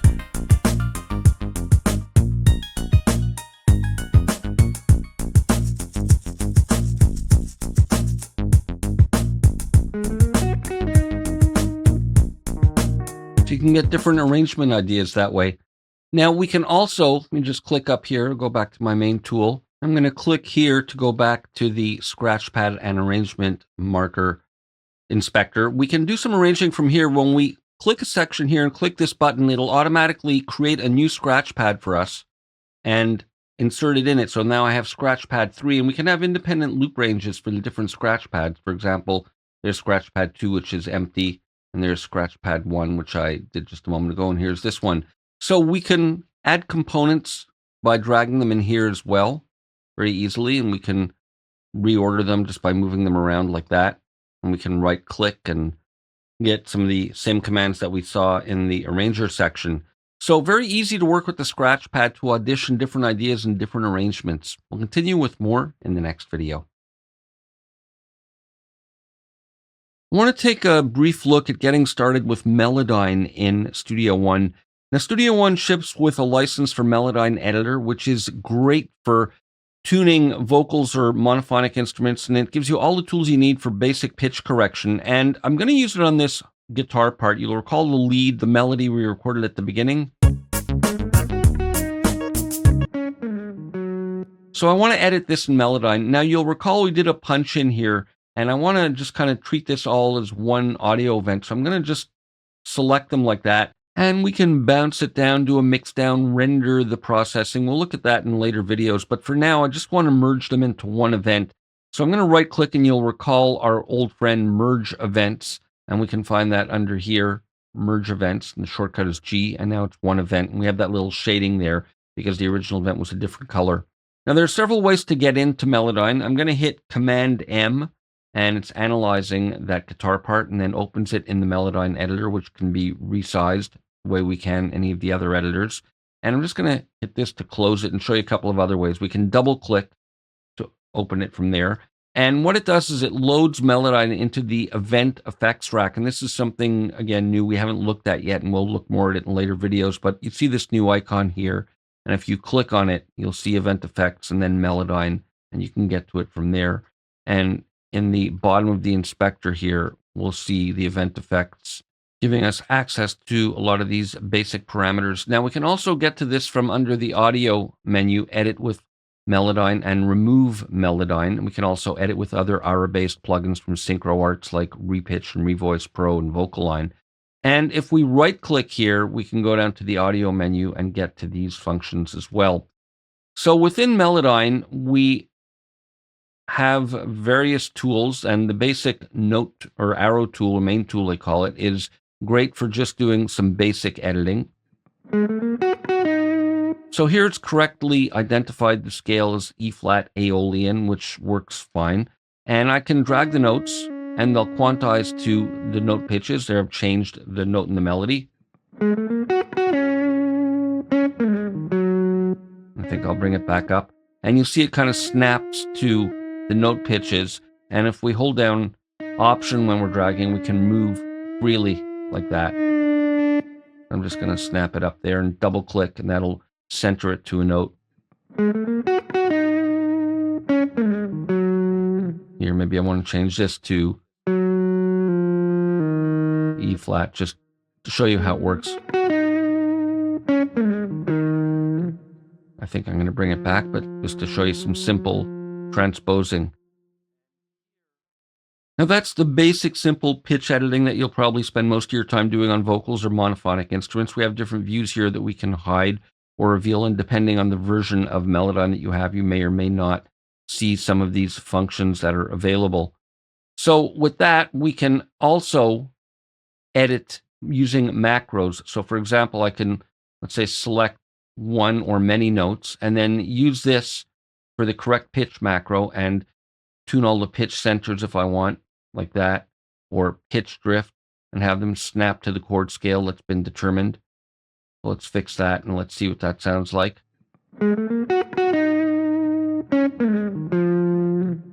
Okay, I don't like that. I brought it to the wrong note. There we go.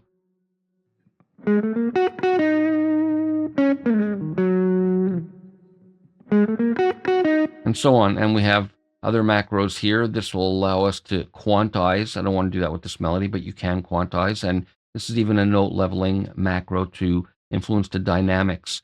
So those are some of the basics. Now, when that's done, I'm going to just hit X to close it.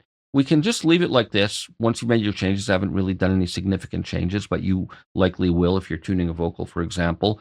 We can then render the event effects. And in the event effects button, all we need to do is press render.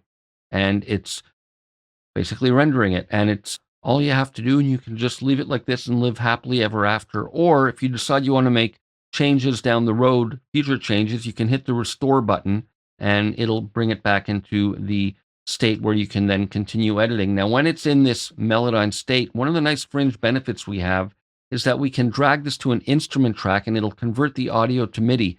So for example, here, I'm just going to trim this at this third beat. With this selected, I'm going to hit Option X to trim it down like that and just get rid of that.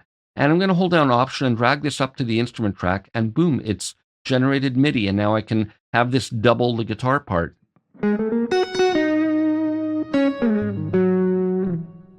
There's one or two errant notes in there.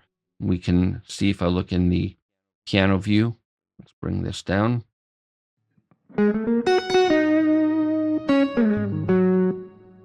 Like that. Maybe I'll get rid of that. You might need to do a bit of tweaking. There's another one. It's technically correct, but you might not want it on the MIDI double, so you can obviously go in and tweak it with your note editing. I'm going to hit F2 to close that.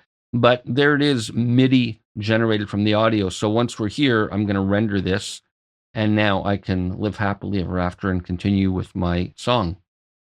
Here I've dragged a file not recorded in Studio One into a new empty song, and it doesn't know anything about the tempo information, and we can use Melodyne to create a tempo map and determine the tempo and set it all up for us. So here's what it sounds like. I'm just going to hit C for the metronome. So this bears nothing to what's going on in the file. So first thing I want to do is I'm just going to zoom a bit. I want to line up the downbeat. Okay, so right around here, let's say I want that to be at bar 3. I'm going to drag this and then hold down Shift to get fine resolution so I'm free from the grid. And that should be about the downbeat. Okay, great. So let me just click there and hit Option X to cut it. And now what I'm going to do is hit Command M to open it in Melodyne. And it's analyzed it and successfully determined that the algorithm is percussive rather than melodic, which it would normally use and choose for vocals.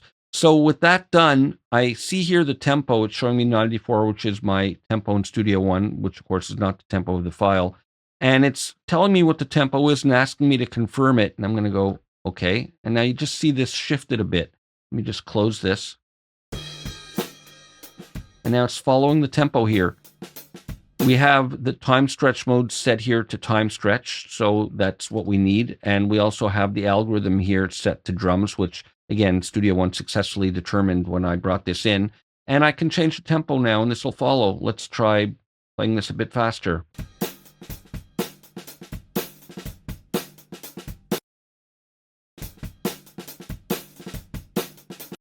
So really good time stretching. Let's go slower even and see what that sounds like. So there we've used Melodyne to set and determine and set the tempo. And let's say we decide we want to work at 90 BPM. I can always just hit render and it'll render all the information in there. And there we go. Or restore it and make further changes. We'll continue with more in the next video. In this video, we're going to look at the chord track, which provides the ability to perform harmonic editing of both instrument and audio parts, a very powerful part of Studio One. We can get to it from this icon here, and there we see it, and I'm going to just hide the arranger track for now, just so we don't get distracted by it. And we need to start by making sure that we have a key signature. We can enter it manually in the transport here, like I did, and we can also have it detected from an instrument part or an audio part. Now, for example, here I have this clavinet part playing. So I can right click on there, and if I go under instrument parts, I can go detect key signature. And it's detected it as D flat, which is very closely related to E flat minor, but I'm going to set it to E flat minor. And from an audio part, like for example, let's say over here, this is playing more chords.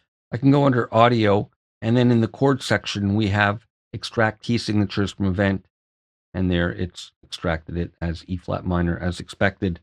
Now, we need to enter chords in the chord track, and there are several ways of doing it. One way is to do it manually, and we use the Paint tool for that. And of course, we can always hold down Command to toggle that easily enough. So I'm just going to click here, and it's putting in the chord from the key signature, and we can set the length here. And then here, it's E flat minor. I'm going to double click and open up the chord selector, and it's really more like an E flat minor 7 if we want to get the chord accurate enough. And I'll do the same thing here. So it's not really E flat minor. It is kind of a Dorian mode, and that happens all the way there. And then here it changes to the B flat. So again, I'm going to command click, and it's control on Windows. And let me just undo that. You can click and drag the length like that at the same time. But I'm doing all this manually by clicking there and just selecting B flat. And then I'll just continue with the rest. Close that up. Now the next section gets a bit tricky. I've got E flat minor, then E flat minor with F in the bass, then with F sharp or G flat, then an A flat sus. So I could type these in manually. I'm going to command click and double click to bring that up. And let's say I want to hear what this A flat minor, E flat minor 7 sounds like. I can always use this to audition it. And we can even use this to input the chords directly from our keyboard. I've put that in, and then let's say over here, I'll type that again. Here I'm going to play it like that, E flat minor with F in the bass. So you can see you can leave the chord selector here, and here I'll do it with the G flat in the bass. So it's coming up with these voicings that may or may not be right, and I can edit them as necessary, and optionally use the audition or the input mode if I want. But we can also extract it from instrument or audio parts, and we can do it easily enough by simply dragging and dropping. Now, for example, I'll take that and drag it and drop it there, and it just sort of shows me E flat sus. And let me just delete that and get rid of this one here as well. And what we can do is I can drag, let's say, the bass part, and that's just giving me that. So on their own, they're not that relevant, but I can extract them from audio parts as well. Now, in order to do that, first we have to make sure the audio part knows what the chords are before we can bring it to the chord track. So I'm going to right click on these guitar parts, and they're grouped together. So I'm selecting both of them. You'll recall we grouped them several videos ago. And under audio in the chord section, we have detect chords. And then after that, I can go apply chords from chord track or extract chord to chord track, which is the same as dragging it on. But let's go detect chords. And we see that it's now successfully detected all those voicings. So let me just take this and drag it up, and I can also use that menu command as I mentioned. And it's going to zoom a little bit. And here we have E flat minor, F minor, G flat, A flat, more like an A flat sus, but same idea. In fact, I think I'll change that to A flat sus. And then it repeats again, E flat minor, F minor, G flat, and A flat sus. Maybe the guitar wasn't exactly playing the sus4 in the particular voicing or arpeggiation that he was using, but there it's extracted it from audio. And we can also even take a MIDI file from the browser and drag and drop it to the chord track, and it'll analyze the chords for us. Now, we can also get to the right-click menu from these instrument parts, and from there, we also have the extract the chord track, which is the same as dragging it onto here. So let me just finish off here by command and just draw one long E flat minor 7 here. We're going to go to E flat minor and 7. So what good is this going to do us now? What can we do with it? Well, one of the things we can do is we can take these chord events from the chord track and convert them to note events and instrument tracks by simply dragging them from the chord track to an instrument track. And I'll play the chords. For example, let's say here's this polysynth, and I'll take this whole section here and just drag these down here. And now I've got these chords happening.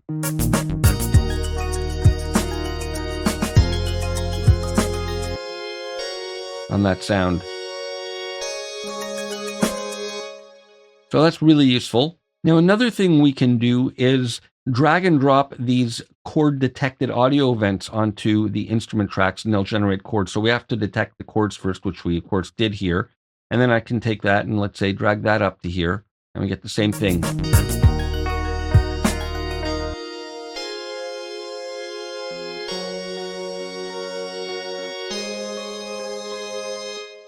And I'm just going to hit Command Z to undo and bring that back.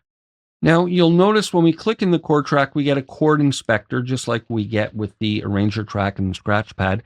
And here we can choose what instrument is going to be used for the preview. And I'm just using the default one for now, but we can open it up there and change it and set what we want. And we can audition the chords. We can turn that on or off here. That's what we saw in the chord selector here when we turn this on. So it's just another place to set it on or off. And then play track will play the chord track with the sound that we have set up here, if you want to hear it. And this determines what octave it's going to play it in, and the velocity of the notes that are going to be generated, and the key signature. Now we can right-click on the chords here and edit any of the values here. And we also have chord display. We can clear the chord track, but chord display is interesting. It'll display the chord track as it's playing. And input chord if you're playing anything live on a MIDI keyboard. And this is what's in the note editor. And I'm just going to close that up for a moment. Now, the other thing we can do is quantize these. So let's say, for example, I'm going to select these chords here. I'm just shift-clicking to select them all. Under the event menu, I can quantize on track, and it just rounds off the placement, because sometimes when you're getting it from audio, the chords don't fall exactly on the downbeats. And the big thing that we can do with the chord track is change the chords and have everything follow. Now, by default, in the inspector here, I'm just going to drag these down because we need to see the top part. We have follow chords, and they all default to off, and we need to put them on where we want. And we can have them follow in parallel, meaning it'll just play those chords. Or we can go to narrow, where it'll just change the notes that are played to fit to the closest key and chord scale. I'm going to use bass for the bass part. And we have a little bit of a different parameter for the audio tracks, but these are instrument tracks. So I'm going to set that to narrow so it follows. Same thing with the polysynth part.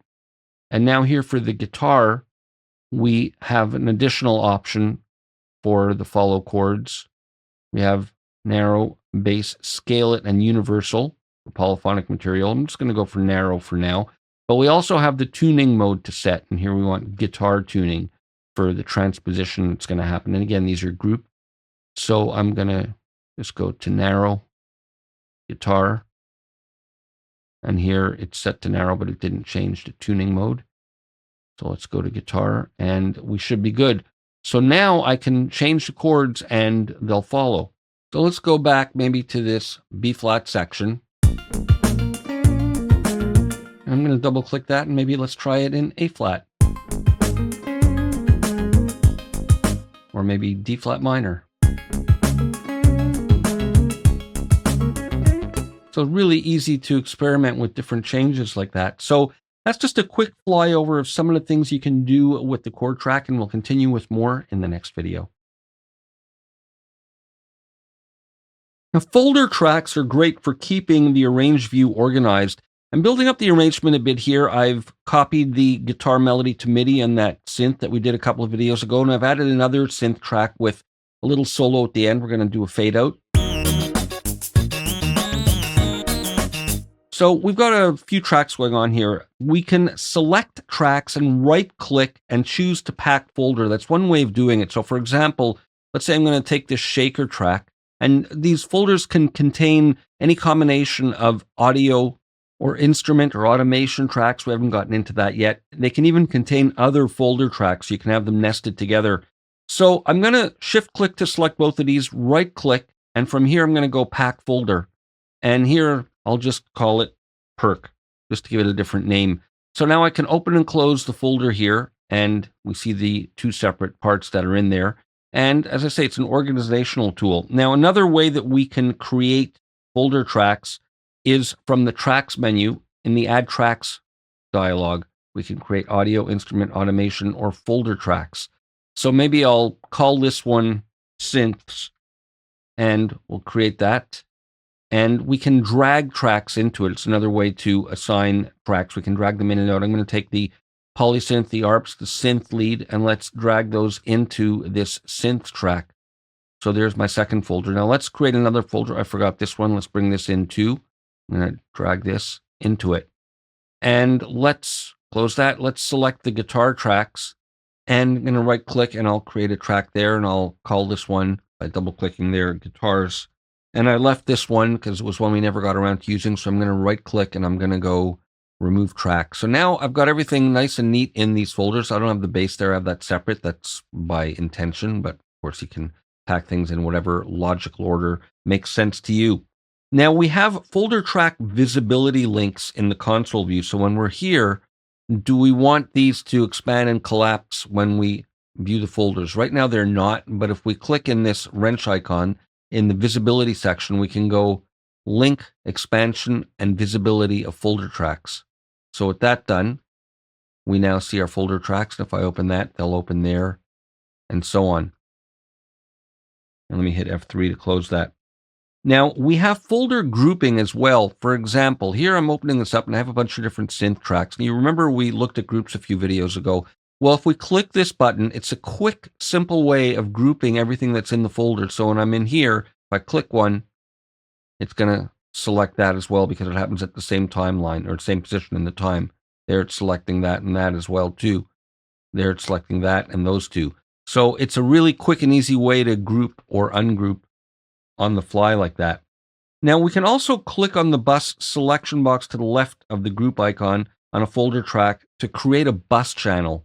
So here we haven't really talked about mixing yet, but if I create a bus channel, it's creating a bus which acts as a kind of subgroup, and it's switching the output for all the tracks in the folder to that bus channel. And the new bus channel automatically takes the name of the folder. So there we see that it was created here. We have our mix effects menu, and we'll talk about that in later videos. We can insert plugins on it and set up sends, and even the QMix is set up for here, and it's taken the QMix routing from the individual channels and it's going to the headphones.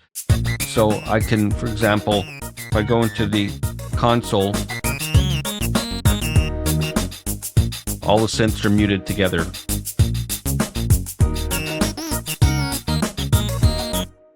Now, any track that's added to the folder is automatically routed to the bus when it's placed in the folder track. And if you drag it out of the folder, it's going to keep the bus as its output channel selection. But of course, you can change it manually if you want. Now, you can also nest folders within folders. So I can create a folder and let's say put guitars and synths together.